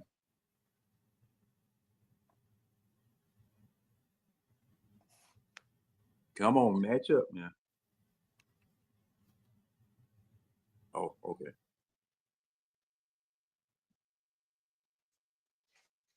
Loses another one in overtime. And man, what a battle yesterday between two division opponents. Carolina, who played outstanding in their own right, and Atlanta had some stuff that was amazing as well. As it developed into an offensive shootout. Raheem, you and I talked a little bit after the game, and I don't know that you can kind of figure out what a game's going to be about. I guess there's some idea of how it would play out. I don't think that we necessarily saw that happening, a 44-30. I got to stop that right there because, see, you can see the softball coming a mile away because the man's sucking up before he even asked the first question. So those of you with weak stomachs, y'all just hold on. Y'all just hold on, man. It's called pre-frame. A 44-38 game. How much do you have to shift gears mentally as to how you call the game or how you want your guys to call the game? You know, we really went to that game not expecting that, like you said. You know, we expected our offense to play really well. To know how well they were going to play, you never really know. But you did not expect their offense to play as well as they did. And that young quarterback came out and played as well. And he was able to make some plays happen and really do some things that were special. And our guy had the ability to go out there and keep up. And I think that was what the game turned into. It became one of those games that, you know, no defensive coach likes. Whether you talk about on their side of the ball or outside of the ball. And it just ended that way. And the last person that had the possession seemed like they would win that game. They did. Yeah, no question about it. Carolina got a good drive there in overtime to win the football game. There's a lot of really cool stuff that we're going to talk about. We'll talk about some of the negative first, some of the things that concern you about what went on. I know you and I spoke after, and you were very frank about the effort, not the effort, the how the defense played in the game. There was certainly effort there, but how the defense executed. After you've had a chance to now to digest the tape a couple times, are there some things that poke out to you that maybe indicated why this happened for you? You know, when you go out and you think about those things, I always try to be absolutely honest and frank with our fans and the people that care the most about us, that, you know, we didn't play well. And I was very clear about that yesterday. We didn't play well enough on defense, and we gave up too many big plays. And whether it was pressing or whether it was coming off your guy or trying to do too much, whatever the case was, like we did yesterday, those are the things that cannot happen. When those things happen, it's usually when disaster strikes. We've seen it one other time this year. I allowed a Minnesota game where that kind of happened. We kind of got out of whack. We reeled that back in, was able to play some really good football the last couple of weeks. And yesterday, you know, we lost our mind. And that can't happen. That can't be the case. We can't press for plays. You can't make plays. You got to let things come to you.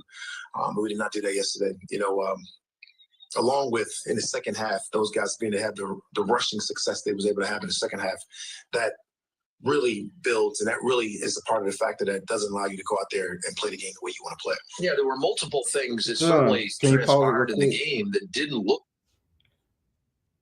Quick question. Mm-hmm. Do you think he answered that question? And the reason I'm asking is because I know that it's radio, and there's a presumption that you kind of have to make it palatable for people who may not know X's and O's of football or whatnot. So you kind of have to say stuff like, I guess, use broad terms and not necessarily football terms for, like, you know, the ladies who listen. I don't want to say that. That's wrong. But for people who may not know X's and O's and scheme and whatsoever. But do you think he answered that question? No. Okay. It's softball. But if you paid attention, did you catch it when Zeno first said the effort? Raheem said, "Hold on, you ain't hit." He was like, "Oh," and then he switched and he was like, "Well, not really per se the effort, but da da da da," and he softballed it. So the reason I'm, because like he used terms like, he asked him a football question and he said he was using responses such as, "Yeah, we were out of whack and we lost our mind." Like those are like, he didn't say, "Yeah, we played this coverage when we should have played it."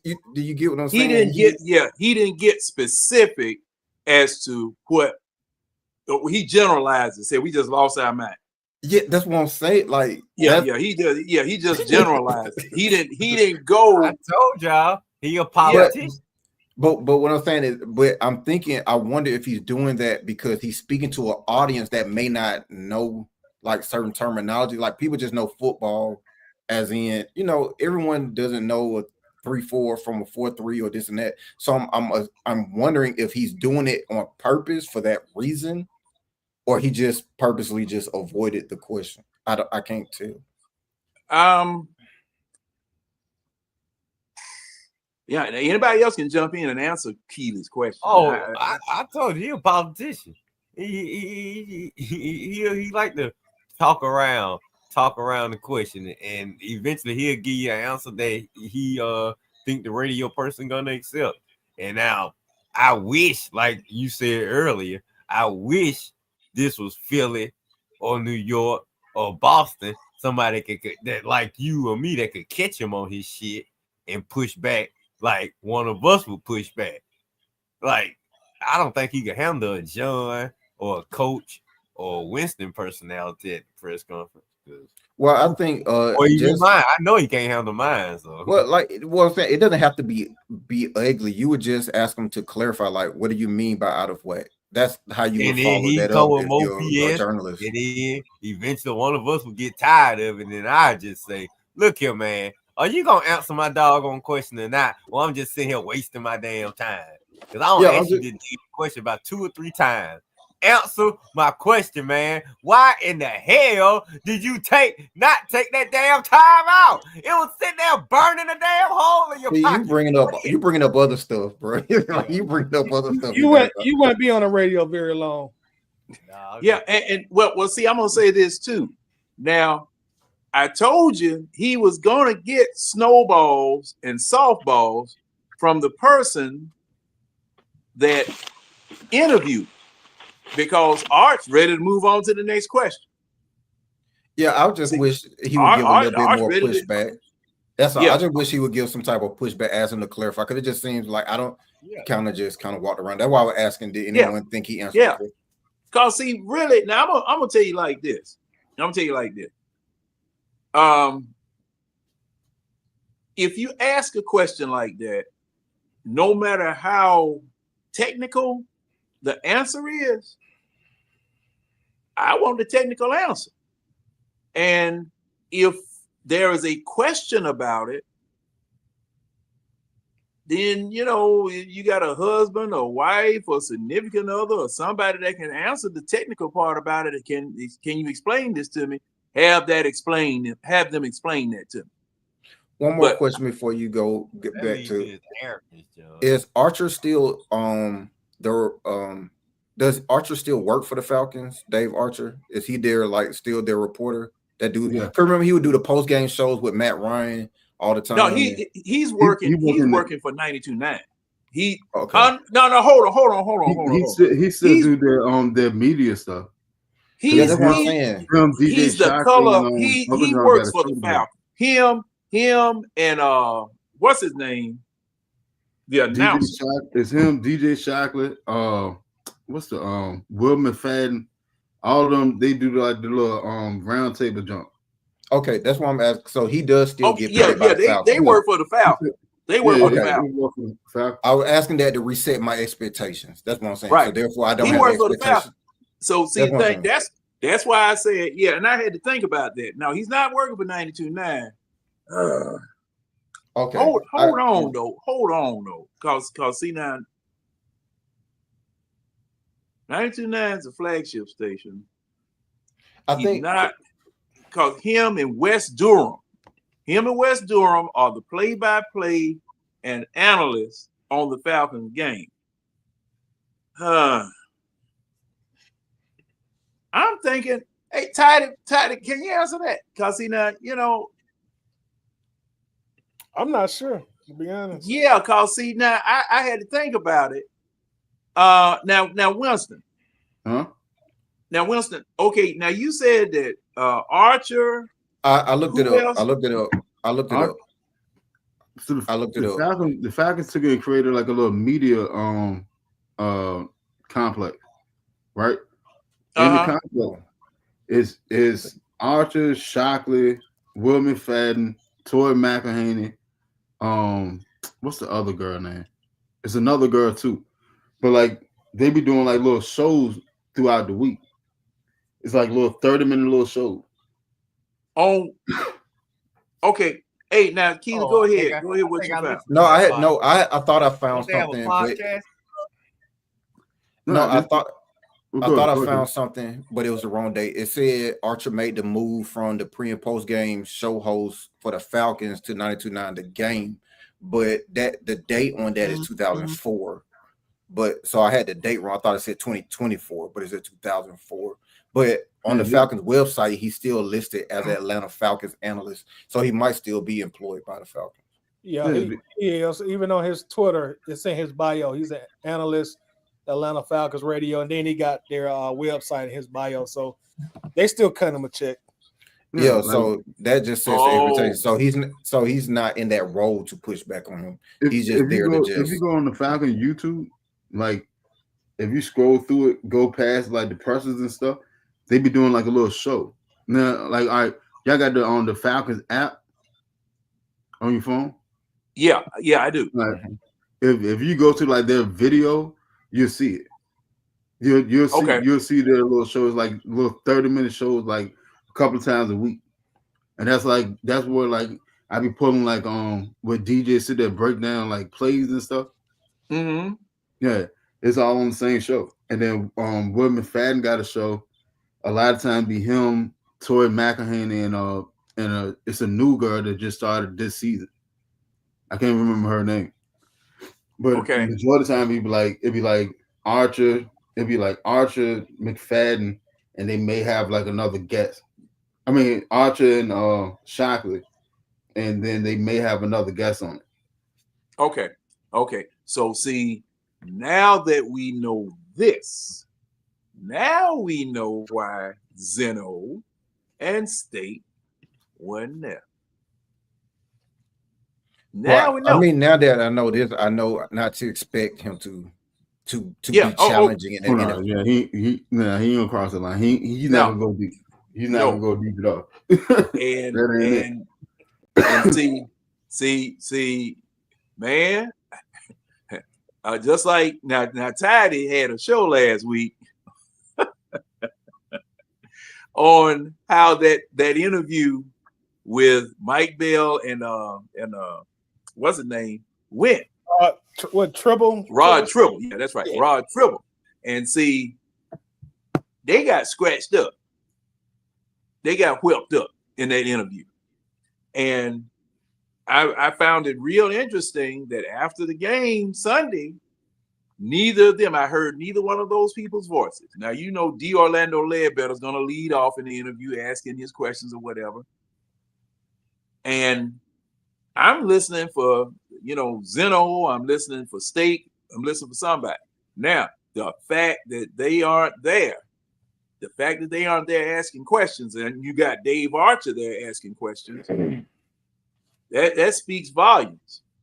So I'm going to have to go rock the apple cart and upset some folks because I need to ask some questions as to why, the enemy of my enemy is my friend is not on the interview cycle. Why you're not interviewing this man? Why you're not asking these questions? Because once again, I got a notification today that they lit in on him again.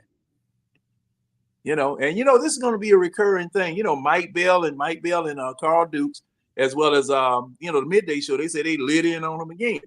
So okay. And another, this may have something to do with it too, John. Like I noticed on both of their Twitter account, is like they're both in a concerted effort to push firing people on their Twitter. If you look on Bell's Twitter, if you look on Zeno's Twitter, it's like they working in conjunction to push somebody need to be fired agenda, and maybe that rubs somebody in Flowery Branch the wrong way combined with how they interview went. Maybe they like, we good with y'all right now. Yeah. See, cause I mean, Zeno does have a knack of getting under your skin because me and him we used to go round and round and back and forth when he was on. Y'all had some classes. You and Zeno had some classes, and you and your boy, what was his name, John? Chuckery. Oh, boy, them used to be some good ones. Oh yeah. Boy, you and Chuck had some. You went back and forth with Chuck and John? Yeah. Man, John started talking, and Chuckery just started. That was my boy. Now that I know you and him went back and forth, you my dog now. But you probably gave Chuckery them heart problems, man. Man, I need to call the station and see if I can get some of them tapes. They have some classics. Yeah, me too. Well, see, I probably heard them, John, but I probably know it was you at the time. I need to go back and listen to them now. Oh yeah, man. Look, and I finally, you know what? Now this was the crazy part. Weekday show on this Monday through Friday show that used to come on at 7 o'clock. Look, me and Chuckery used to go back and forth when Chuckery was with Sam Mitchell. When Sam Mitchell and Chuckery had a basketball show. Weekend show too, right, John? Yeah, he had a weekend. Every time Chuckery would get on the radio and say something he didn't have no business, I'm on his ass. Yeah, I know. I mean, yeah. It wasn't just him. It was Chris Domino, Steak Shapiro, all them jokers. All them jokers. This was before social media even came out. Man, look. After the Falcons game went off, I was there. I mean, I was deep there. But see, I used to base my red rants on the little "What's Bugging Chuckery" segment. Now I used to like that. I used to like that. I used to love that. Show "What's Bugging Chuckery." That's when I used to listen to that station faithfully. I don't listen like I used to no more. Back then, man, that was the best thing smoking for Falcons content, man. I don't listen like that no more. Because see now when 92.9 first came to Atlanta and was sponsored by was it CBS Radio or somebody? Yeah, they were sponsored nationally. I think it was CBS. They had it was caller driven because they didn't have any sponsors. It was caller driven. And the callers kept the show going. That's how Mel from Southwest Atlanta, all of us. I remember him. Yeah, that's how we. Yeah, and thing was, Chuckery was on a remote. Chuckery was on a remote up at the Falcons camp, and I walked up on him. Hey, Chuckery, how you doing? He looked at me. I'm John from Union City. Man, look here. That joker was already white. He turned whiter. Oh, you scared him that much, John? Yeah, I shook him up. I shook him up. I said, hey, man, because see, the thing was, adversaries like that, and see, one thing about it, you should never meet your adversary because see, from then on, I had to make an effort to jump on him. I had to make a mental and emotional effort to jump on him. But when I didn't see him or I didn't know him, man, it was just easy because Chuckery had that old snarky, smart personality and all that, and he would trigger you. That's why I used to go at his behind because a lot of the stuff that he was saying I didn't agree with. But the people who were listening at the time, hey, you should get him again. No, the joker gonna cut me off every time I get to talking. Y'all start cutting folk off and putting them up against breaks and commercial breaks and all that type of stuff. Yeah. Oh, that John from Union City calling. You want to talk to him? What happened to Chuckery, John? His daughter was dating some dude, and the dude kept his daughter out. She was supposed to be back 11 o'clock. Daughter came back around about 2 o'clock in the morning, and Chuckery went at the dude that was that took her out on the date and threatened to kill him. So they suspended him, and suspended him from the station. And supposedly matter of fact, he got locked up. I remember he got locked up. Yeah, he got locked up. So they never did. I was waiting on him to come back because after something like that happens, you stay off the air for a while, and he's supposed to come back, but he never did. And now Triple has the spot.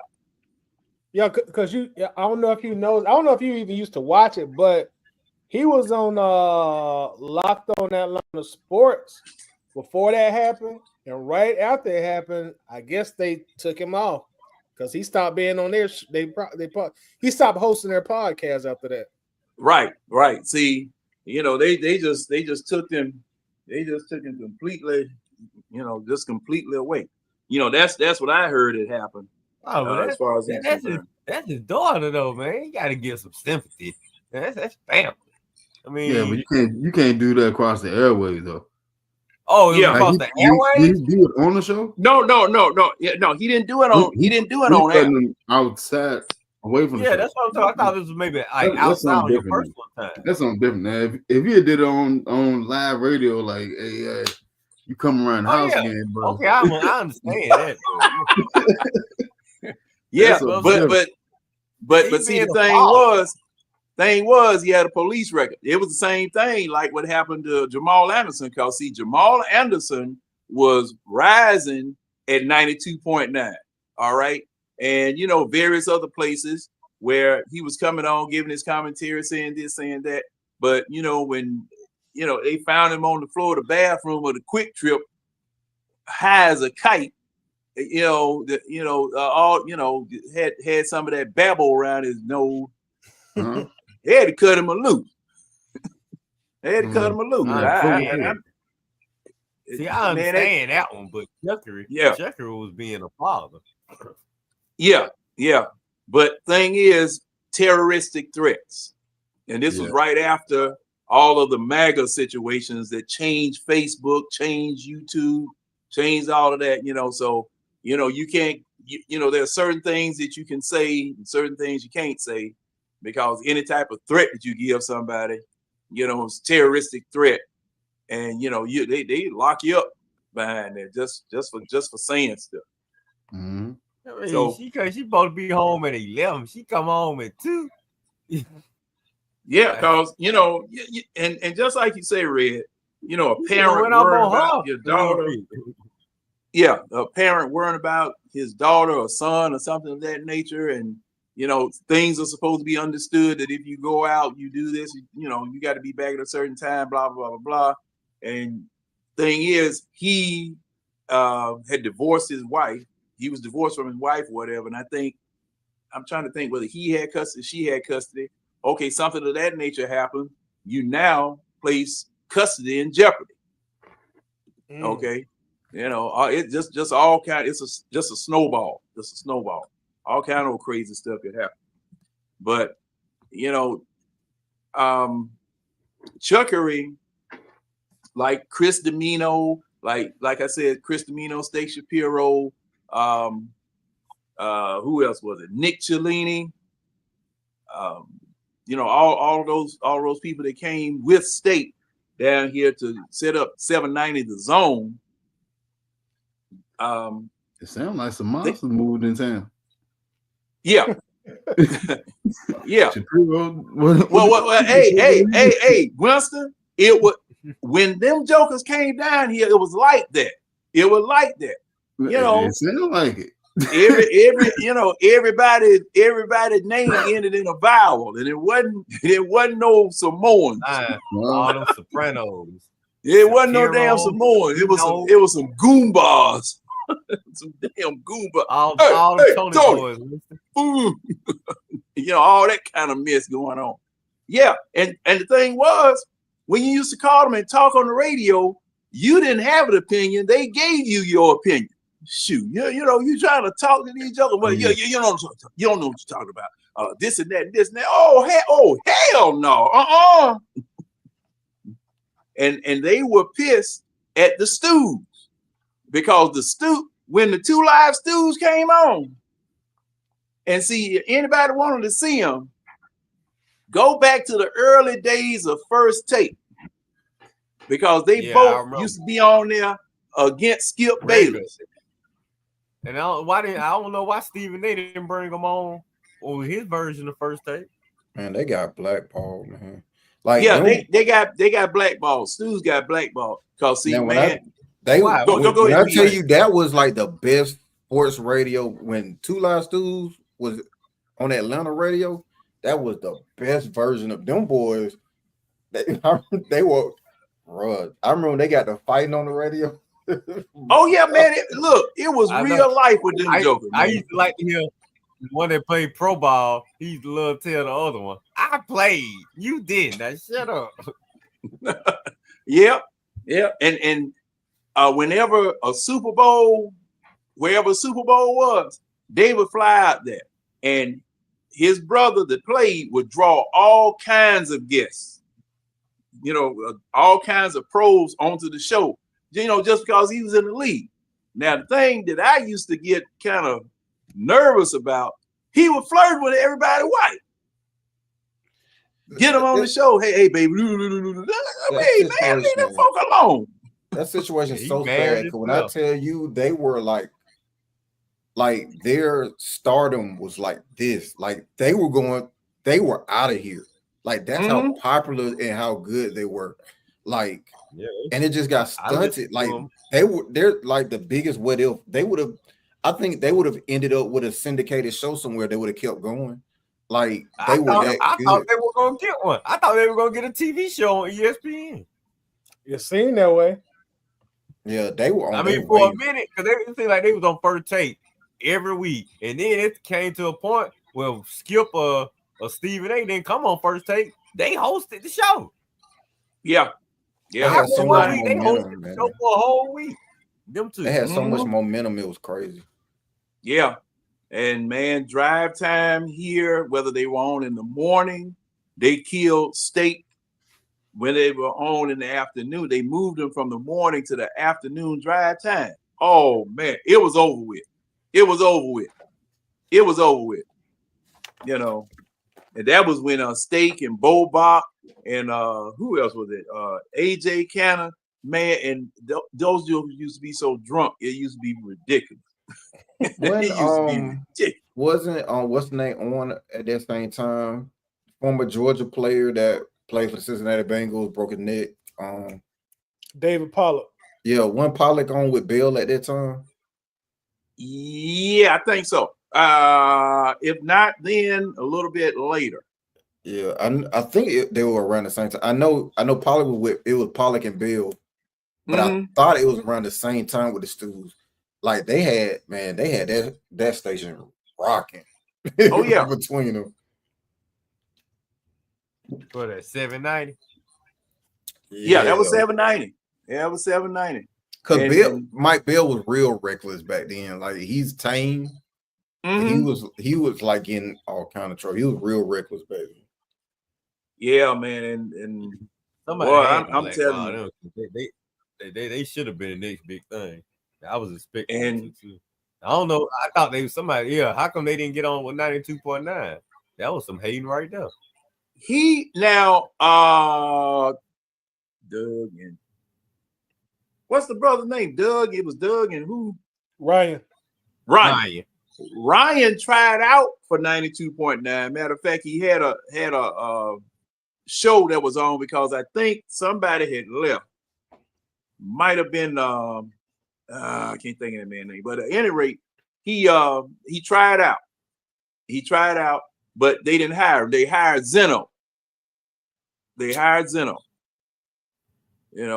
But man, I tell you, y'all miss radio around here, man. It was fun when you used to have Dwayne Farrell, and long time ago they used to have gambling shows on late at night where they would be broadcasting from Bally's in Vegas. Wayne Root. Does anybody remember the guy that used to be on ESPN? It was maybe, I want to say 10 years ago. I think he came on at 1 or 2 in the morning. Smith. It was Mike Smith or somebody around there. But he used to be pretty good too. Yeah. He No, I'm used to trying to be the think of who you're talking ESPN. about, He Ray. was right around the time that I think either 680 because they would change over to ESPN radio like around 1 or 2. Right. And Right. he Wait would a host. minute. Did he come on before that lady came on? Yeah, he came on before the lady. I know who you're talking about, but I can't think of his name. No, I think it was Mike Smith. I can't think of his name. And I'm trying to remember the voice. He had one of those weird like voices. That's why I remember. And he came. Yeah. Oh, He was on First Take. He was on First Take a few times. Oh, it wasn't one of them most one of them old gravelly mafia cigar voices. sound like no. More choking like on gunpowder. Type California type voice.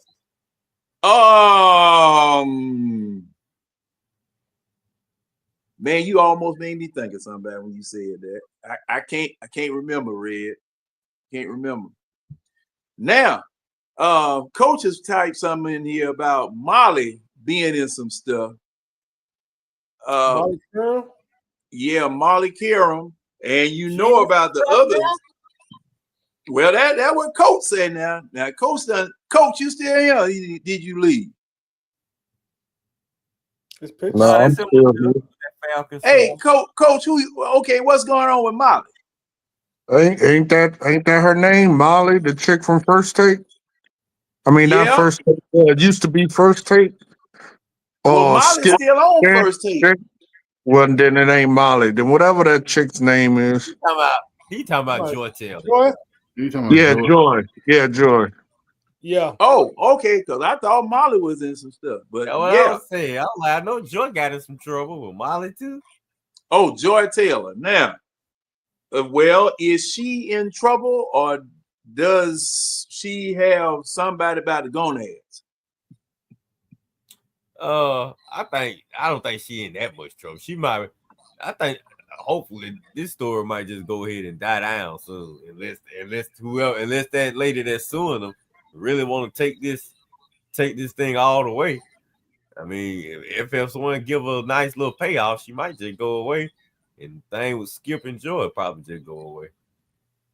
But if not, but you still gonna have the critics out there that's gonna look at Joy and what has already been, what's already been reported about her. I don't think folks are gonna forget it, and they probably gonna use that as ammunition to go, say what they want to say about her, give their opinion about her. But it is what it is. It ain't first time it gonna happen, ain't last time. Yeah, it'll eventually fade away in a news cycle, but it's gonna be a talking factor for like. Yeah, I think she might take a hit for it. Yeah, because like you got Jason Whitlock talking about it. You got and Marcellus Wiley was like leaving it open for interpretation. Like, you know what? He didn't say it, but he let you know that he kind of thinking about, I might file a lawsuit now because that's how I lost my job. That what he was talking about on YouTube earlier tonight. Yeah, you seen it on his show? I put it in my watch later. I'm probably gonna watch it after we finish too. Bro, go back and watch when he first reacted to it, which I guess would be 2 days ago, and then go back and watch the show with him and Whitlock that they did earlier this morning. He kind of talking about, that's the one I put in my watch later. Okay, so go back and look at the other one too. Yeah, go back and watch both of those, man. It's probably gonna be some repercussions behind this, bro. See, I know. Does Marcelo sound like he hating a little bit, or is he envy, or he sound like he on some real shit? He on some real shit, bro. Because he pretty much saying, and he being respectful as he can about it, man. He ain't dogging nobody out. But I agree, because I remember when Skip and Shannon was having their stuff. He didn't come on like he just came on and dropped the facts and just was respectful. So all right, that's good. That's good, Marcelo. Yeah. All right. So that's why I listen to him instead of Jason Whitlock, dumb ass. Yeah, I'm the same way with Marcelo, but he letting you know he letting you know that Joy and Acho and what they had going on is the reason why he lost his Yeah, job. Because you know, it used to be Acho and Marcellus. Yeah. And Tidy, think about this. Think about this, Tidy. How did Joy go from, first of all, she the moderator of Undisputed, where we barely heard her say a word. She barely talked on that damn show. To then going to Colin Cowherd's show. Colin Cowherd. Huh? I'm just saying, I'm agreeing with you. Colin Cowherd. Yeah. That's Yeah, a she big go to Colin show. Cowherd's show, where I'm not sure how much of a role she had on there, but it seemed like more of a role than she had on Undisputed. To now, she's sitting up there with all them damn dudes running her big ass mouth with her little bitty self on that show with all them guys. And I just felt that was kind of strange because who is Joy? The only thing we knew about her, she was Jason Taylor's little sister, and she was the moderator on Undisputed. Now all of a sudden she go from Undisputed to Cowherd to she sitting up there with all them dudes running her big ass mouth with all them big dudes sitting up there. And I'm just like, couldn't that spot have went to another woman in sports, somebody we've been watching for years? How did Joy get that damn spot? That's what I just didn't understand. Out of all the women in sports, you go to Joy, who was a few months ago the moderator of Undisputed. Now all of a sudden she a big sports figure debating topics now. What the hell?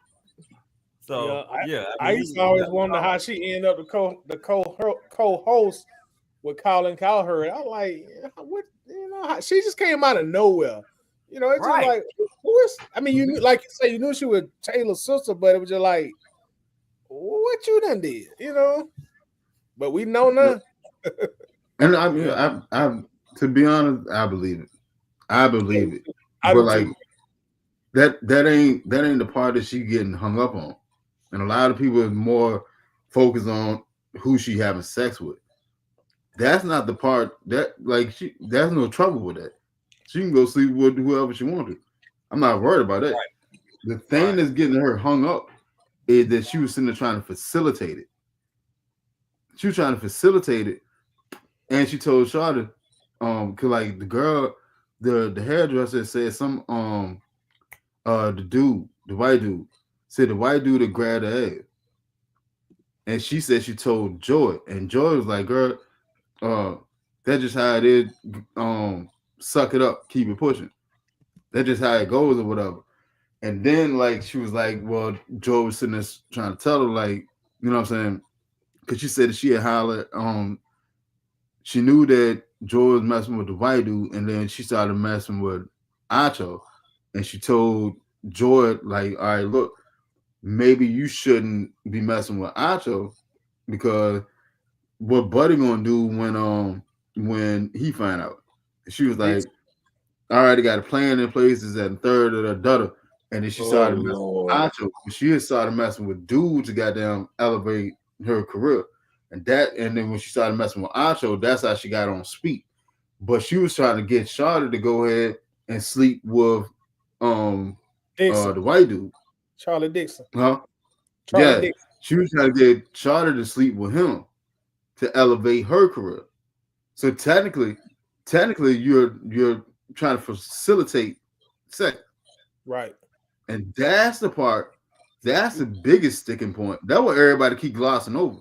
Right, you're right. And she letting everybody on Instagram with her body showing. She all on Instagram with all these talk shows, talking like she just is always them damn women and they're talking big, like they too good for this and too good for that, and always get exposed. I hope Taylor Rooks stop hanging with her ass because I don't want to bring my baby down now. I like Taylor Rooks.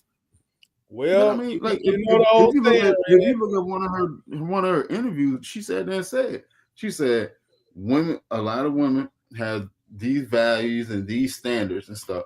But if the right person is funny enough, if he's funny enough and financially stable enough, all those values and shit go out the window, and you gonna go and give him some.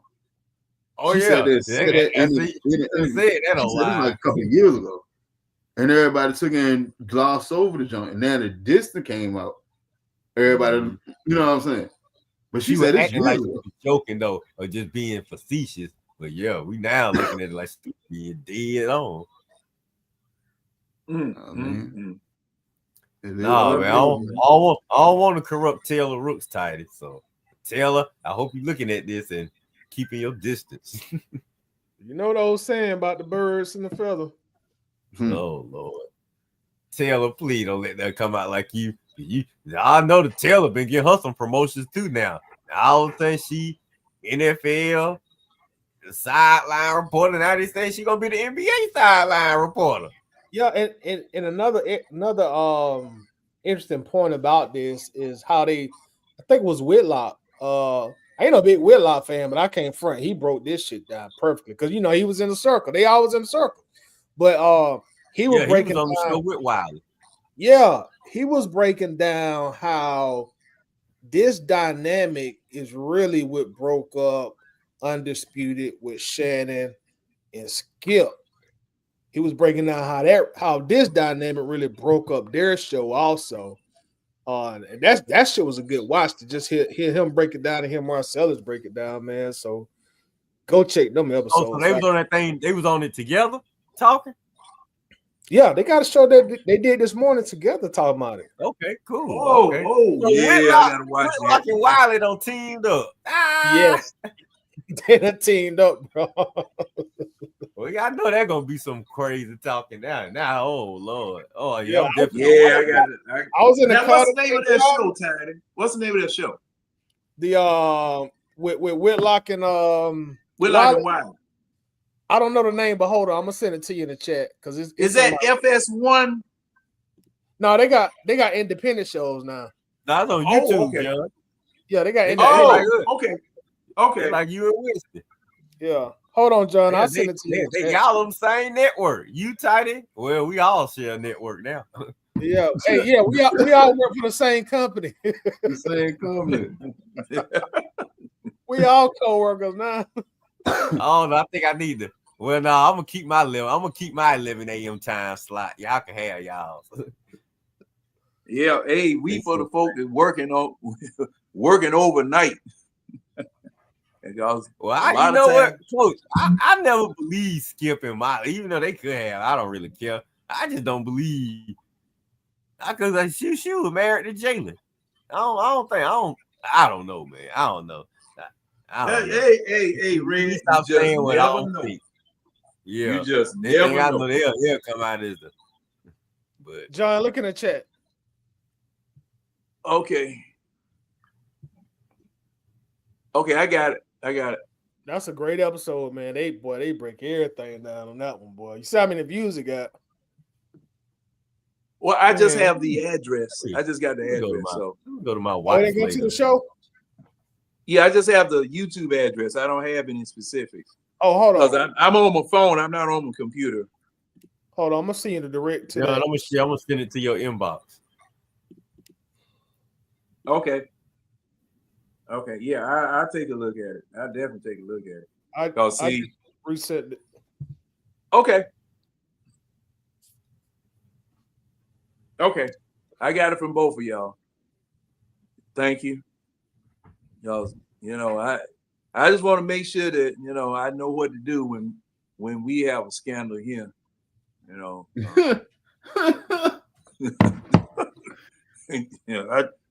just want to be able to follow some rules and stuff, cause Nah, when John, we ain't gonna. If I get locked up, we ain't gonna let Miss B cause a scandal with all of us. You hear that, Miss B? You ain't causing no scandal. What? Yeah. What? Red,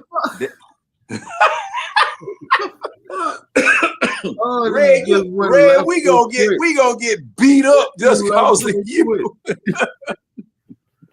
I just want to say, and a part of the comments that Red just said, Red is on his own. I am not a part of that. I'm not part of that. Red, you on your own. Yeah, excuse my French. Miss B cool with that. You know I'm just joking. As we say in the tip, you on your own with this shit, Red. My name is Bennett. I got it, Jay. We see you cowering out. Ain't no cowering out. Hey. My name is Bennett. We ain't in it. For real. You know, But but that whole saga though is gonna be on fold. It's gonna be like the days of our lives when it come down to it and everything. When it come down to that joy situation though. Yeah, if you got Whitlock and Wiley talking about it like that, you know it finna unfold. They gonna give all the bees. I sure did take them links. Appreciate the tight on them links. I'm sure I got something to watch tonight. No problem. yeah, hey man, shoot, I Hey, got Tiny sending it to everybody. Yep. It's in a private Yeah. chat. Everybody can see. Yeah, yeah. I got Man, me, look here, I I got got me a some good Jim one and rolled up. Nick's. I'm finna watch that one. Man, I got some Jim and Nick's been calling me ever since 11:30. I'm gonna heat that chicken up, and I'm gonna watch this. It give me something to look at instead of all of these doggone Mannix reruns I've been looking at.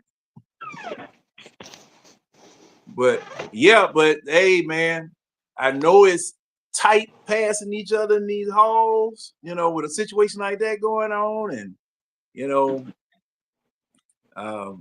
cause man, I knew how it used to be when I finally, you know, the short time I was up in an office versus being down on the workroom floor. Now the workroom floor, you can get away from folk.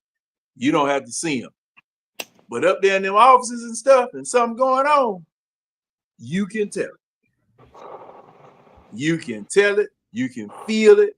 You can cut the tension in the air with a butter knife because, you know, hey, something going on.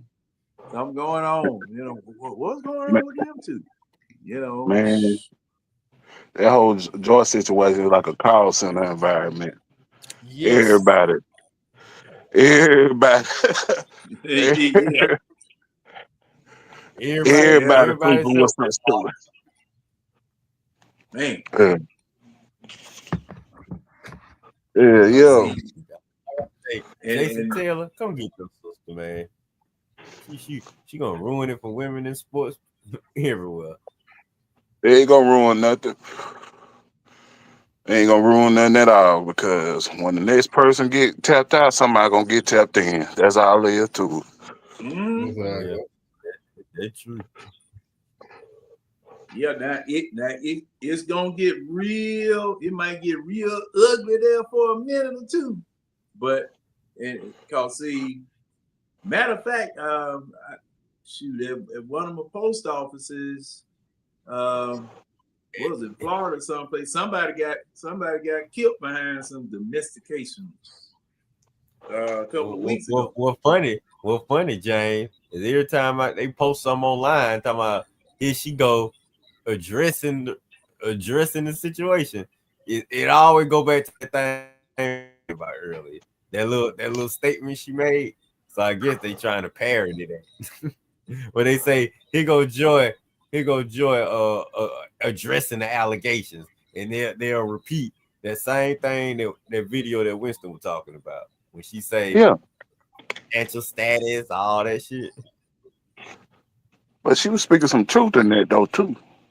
You know what I'm saying? Because for some Yeah, but crack now years, it looks like you could literally say it can backfire on her, but the way she was saying it. it can and it cannot. We just got to see the situation through. Because when I reference Yeah. the call center environment, because I used to work in a call center, and some situations it hit the fan. They got fired over the issue. Some situations didn't hit the fan. You know what I'm saying? That's why I say either or. Because in the call center environment, somebody's sleeping with somebody to get where they need to go. Right. For Oh, real. yeah. James, Man, it's James all speaks over. facts. It's all And over. John, you know, like I know, at my gig, similar things happen. Yeah. Yeah. No, well, when It I was happened to me. working, look, when I was working out there where you worked at,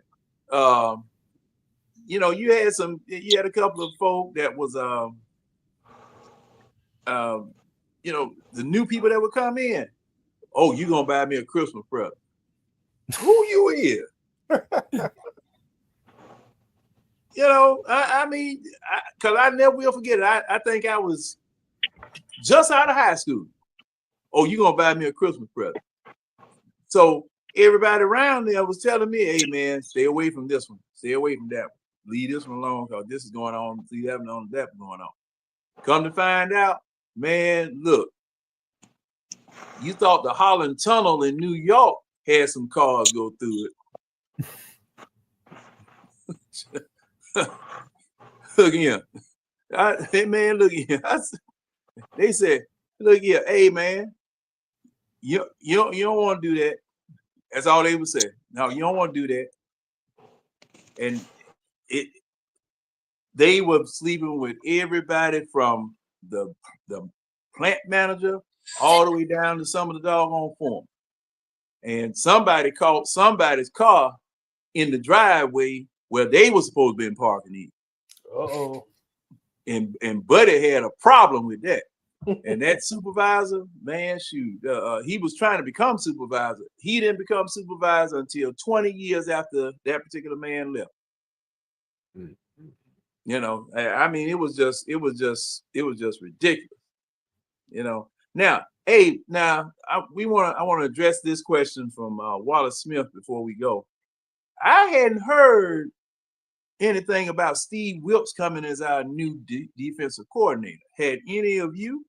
Now, his name has been bandied about. They were saying he was hanging around Flowery Branch. That's what we said earlier tonight. But I ain't heard nothing about that. I heard the Robert Saleh rule. Yeah, now Coach said something about that. You know, that wouldn't be a bad. I wouldn't mind Robert Saleh as the new defensive coordinator. Yeah, I heard that, but you know, as far as Steve Wilkes, because a matter of fact, I believe I asked the question, what the hell are he hanging around here for? Why was he here? And you know, didn't have a job. That's another guy.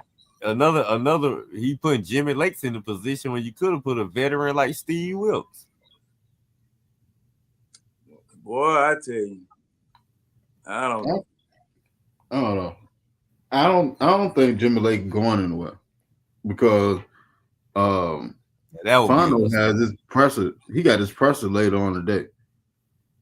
If they Jimmy were Lake or Fontenot. Yeah, Fondo got his presser later on today. If they were gonna make a move, 9 times out of 10, they would have already made the move by now. So he would be able to address it at the presser. I don't think like we can go to sleep and wake up in the morning and breaking news Jimmy Lake has been fired. Like I doubt it. Robinson and Lake will be back along with Fondo and Radio Raheem, and hopefully with the added year together, we get better. I mean, at that point, that's pretty much what it is. I just need a quarterback. At this point, you got then like Steve Wilkes.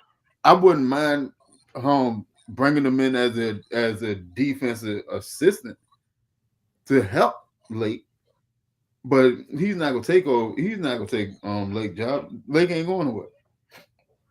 Lake ain't going nowhere. As much as I would want him to go, he ain't going nowhere. That little stretch right after the bye when we started throwing up 4 to 5 sacks per game, that would save his that saved the job. And didn't get 0 on the last game. And gave up 45 points. But they gonna tack that on this. Right. This is his first year as a coordinator. So I mean, only positive about that is continuity. That's it. That's it. The continuity. That's it. You just hope that Robinson and Lake and Raheem all can grow together, and hopefully it works out the best for us. Now, John, put this on your topic. You and Winston put this in. We're gonna have to address what we're gonna do with them 5 draft picks. 4 or 5. I don't even know how many we got. 4 or 5. We got 4. 4. Yeah, we got 4. Hey, is there a scenario where we can get a compensatory pick? Well, that's why I said 5. Right. I thought we were gonna get another one. So if Judon go, if Cousins go, who else?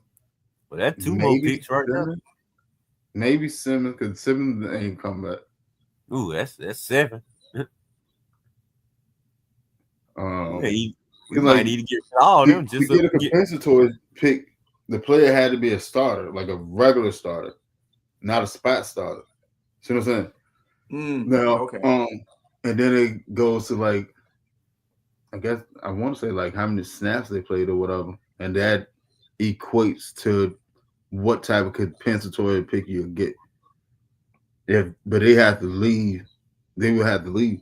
Now, like if Kirk left, that's probably be like maybe a late second, early third, something like that. Because I mean, he was a starter for the majority of the season.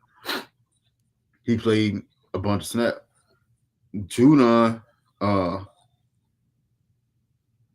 maybe like a fifth, a sixth, something like that. Fifth, 6, man, please. You gotta think about it. Like Judon started off starting, and then they tried to take him out, and they were bringing him in just on passing down. Then it took us, and he still started, but like he won't play the entire game through. And then they took him and switched him and put him on the left side of the defense. And AK became the number one edge. See what I'm saying? All that get factored into when they do your compensatory pick.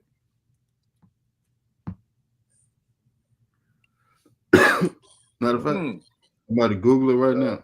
Yo, might get 5 total. So hey, we all gonna have to decide what 5 positions we're gonna have to draft.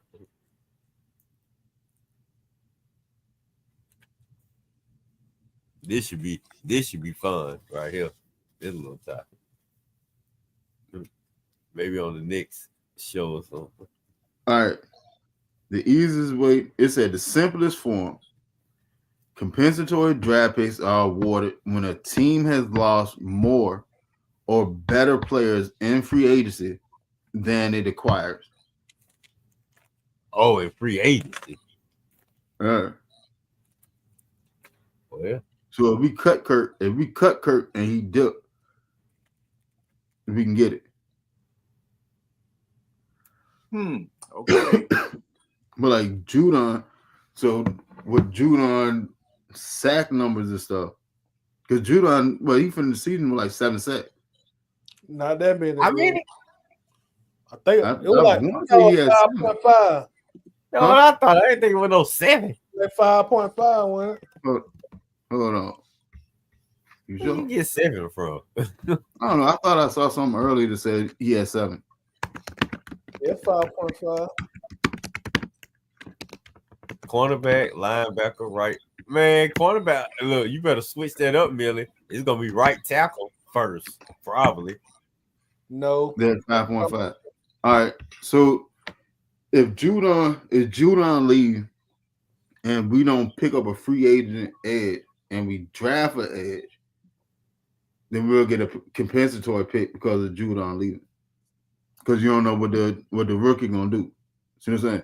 If we cut Kirk Cousins, and he go, we gonna get a compensatory pick anyway. Unless we get like a top tier like free agent. Well, we'll take salary cap hit if we cut them early. Yeah, either way you put it, you can take a hit. Because either you're gonna pay the dead cap or you're gonna pay him his salary for sitting on the bench. Either way you put it, what's the least amount of hit we're gonna take if we can take? The best thing we can do is cut his ass by March 15th and make it a post June 1st designation, and that'll split the cap. They'll split the dead cap hit up over 2 seasons instead of over just one. That's the best. That's the best case scenario. Well, no, correction. Best case scenario is to trade them and get the money off the book, and then we just foot some of the bill and try to get the other team to pick up a portion of his salary. If not, then the best case scenario is to cut him by March 15th. If we trade him, we don't cap it. If you trade him and the other team doesn't pick up the salary, then we're still on the hook for the salary. So that it become dead cap. See what I'm saying?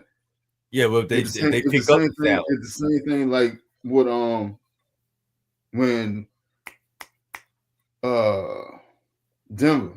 Denver cut Russ, right? They still was on the hook for his salary. Pittsburgh's they only paying him $1 million, but Denver still paid him 39. Right. And They he still count made 40 million. 85 against the cap too. Yeah. But they took it and made a post June 1st hit. So it split it up over 2 seasons instead of just being a flat 85 this year. It would have been hit. Oh, it ain't flat 85 this year? Nah. Oh, okay. They split it. They made a post jump. So they paid, I want to say they paid 39 this year, and it's like, but they paid like 40. Yeah, it's like 39. Well, even the split, I'll take the split from Kirk Cousins. I mean, because he done already made 62. He done already made 62. So the only thing that's really left for him, because all right, so the last 10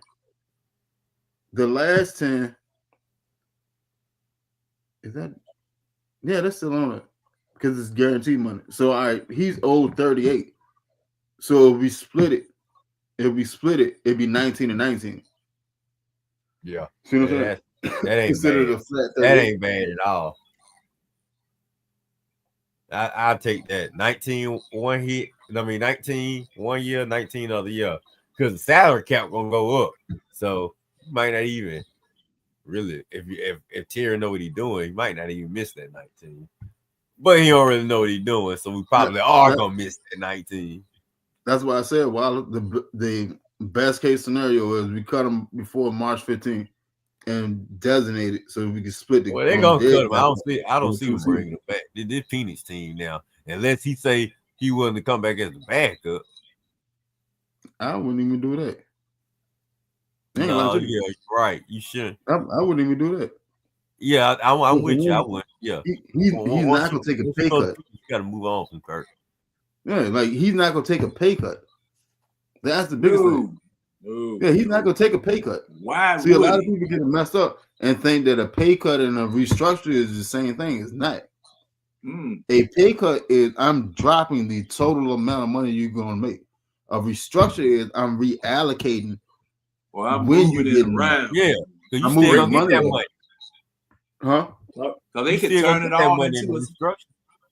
They could turn it all and make it part of his signing bonus. Yeah. You know, they could make it part of the signing bonus, and therefore he don't have any guarantee money, and they just cut him a check. He don't. But like a pay cut is all right. Well, your guarantee is 100. All right, we're not gonna pay you 100. We wanted to pay you 60, or we want to pay you 70 since you already got 62. We want to pay you 70. That's a pay cut. A restructure is all right. Well, you're supposed to make was it 28 next year and then 10 the following year. Well, instead of paying it as a regular, that 28 is a regular salary, what I'm gonna do is I'm gonna give you a roster bonus of about 18, and then your salary will be 10 for the next year, and that'll drop your cap hit. See what I'm saying? That's a restructure. A pay cut is I'm cutting what you're supposed to get paid.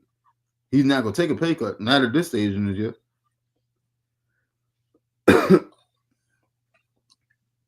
Well, gentlemen, we just about at 4 hours, and we headed to 2 o'clock Eastern Standard Time. I know Coach done already done left,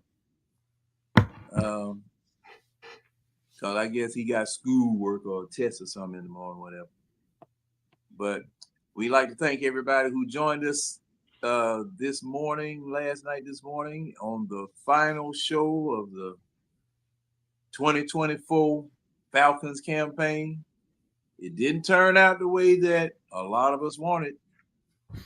And there are more questions than there are answers right now. Let's see who that is.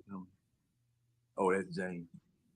There's more questions than there are answers for fiscal year 2025. But We got playoff games to look at, just to see how the people who made it to the playoffs are going to fare. And for me personally, I ain't rooting for nobody.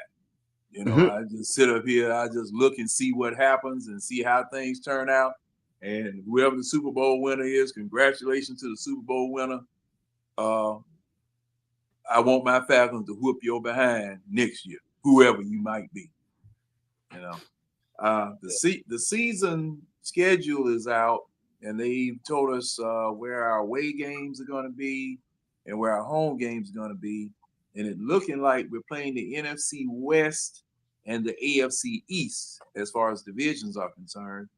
So at this juncture, we'll just see how things shake out. Now, just because the season is over, that doesn't mean that the eye test is over.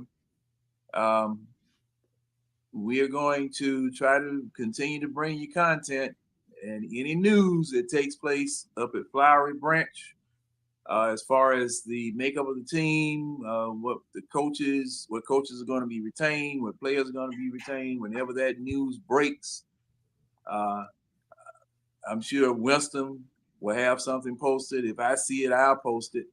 And I know Tidy will in the Bird Game group. Red will talk about it. And sure James and Coach, they'll talk about it along with us whenever it's posted. But let me see. Tidy, you still up? Yes, sir. Right here. Okay. Hey, let the people know where they can find you at. All right. I want to thank you, gentlemen, for having me on as usual. Appreciate it, John. Appreciate it, Winston.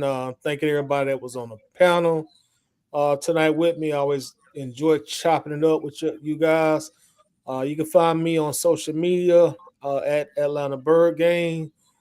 And normally I'm here every Wednesday with the crew, the eye test. So thanks again, y'all. Yes, sir. I'm glad to have you in Anytime. there. Red, where can they find you, Red? Folk looking for you. Where can they find you? Especially Miss B. Miss B looking for you. Oh Lord. Well, y'all can find me on my Facebook page, Monday through 7 days a week. Saturday mornings, 11 a.m., sometimes 10 a.m. We go ahead and take it nationwide, do topics that the country talking about, not just Atlanta sports, because we'll depress ourselves. We were just Atlanta sports. No, just playing. But Red and Real Sports Show, 11 a.m. Saturday mornings, you guys. YouTube, Facebook Live. We share this wonderful network with Tidy and John and Winston. Thanks for having me once again on the eye test.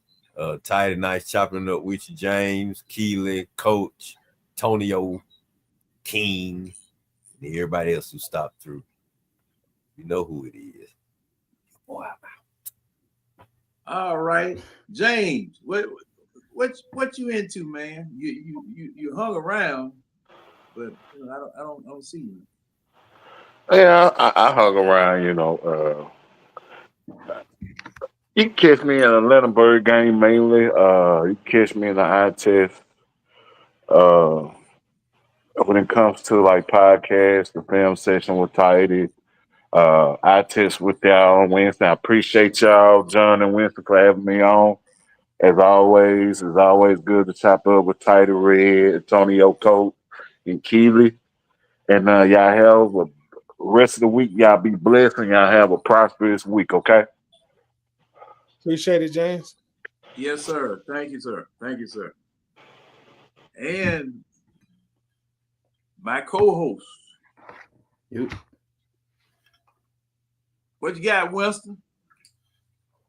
First and foremost, man, thank everybody on the panel, everybody that came through, Keely, Coach, everybody that was in the chat today. Thank y'all for rocking with us, man. Catch us every Wednesday, same bat channel, same bat station. Start off with Falcon Talk. Ain't no telling where it's going to end, but y'all gonna enjoy the ride. We appreciate everybody for coming through and kicking it with us to the late hour. Yes, ladies and gentlemen, and I know Winston will echo this.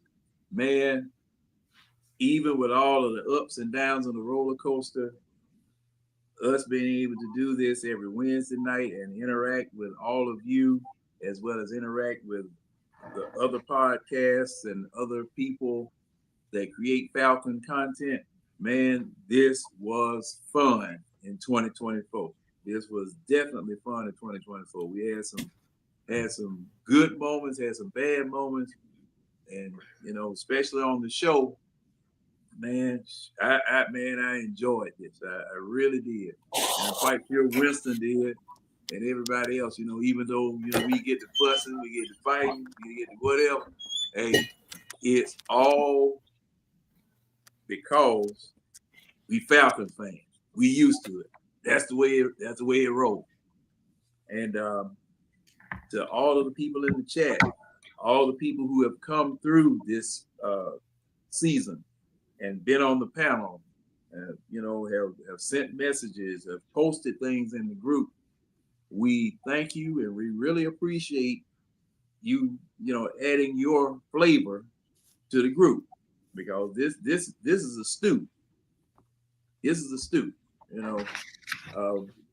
don't put raisins in our potato salad, but we do add ingredients to the stew, and it wouldn't taste like it did, and it wouldn't have the drawing power where you want to eat some more if it wasn't for y'all.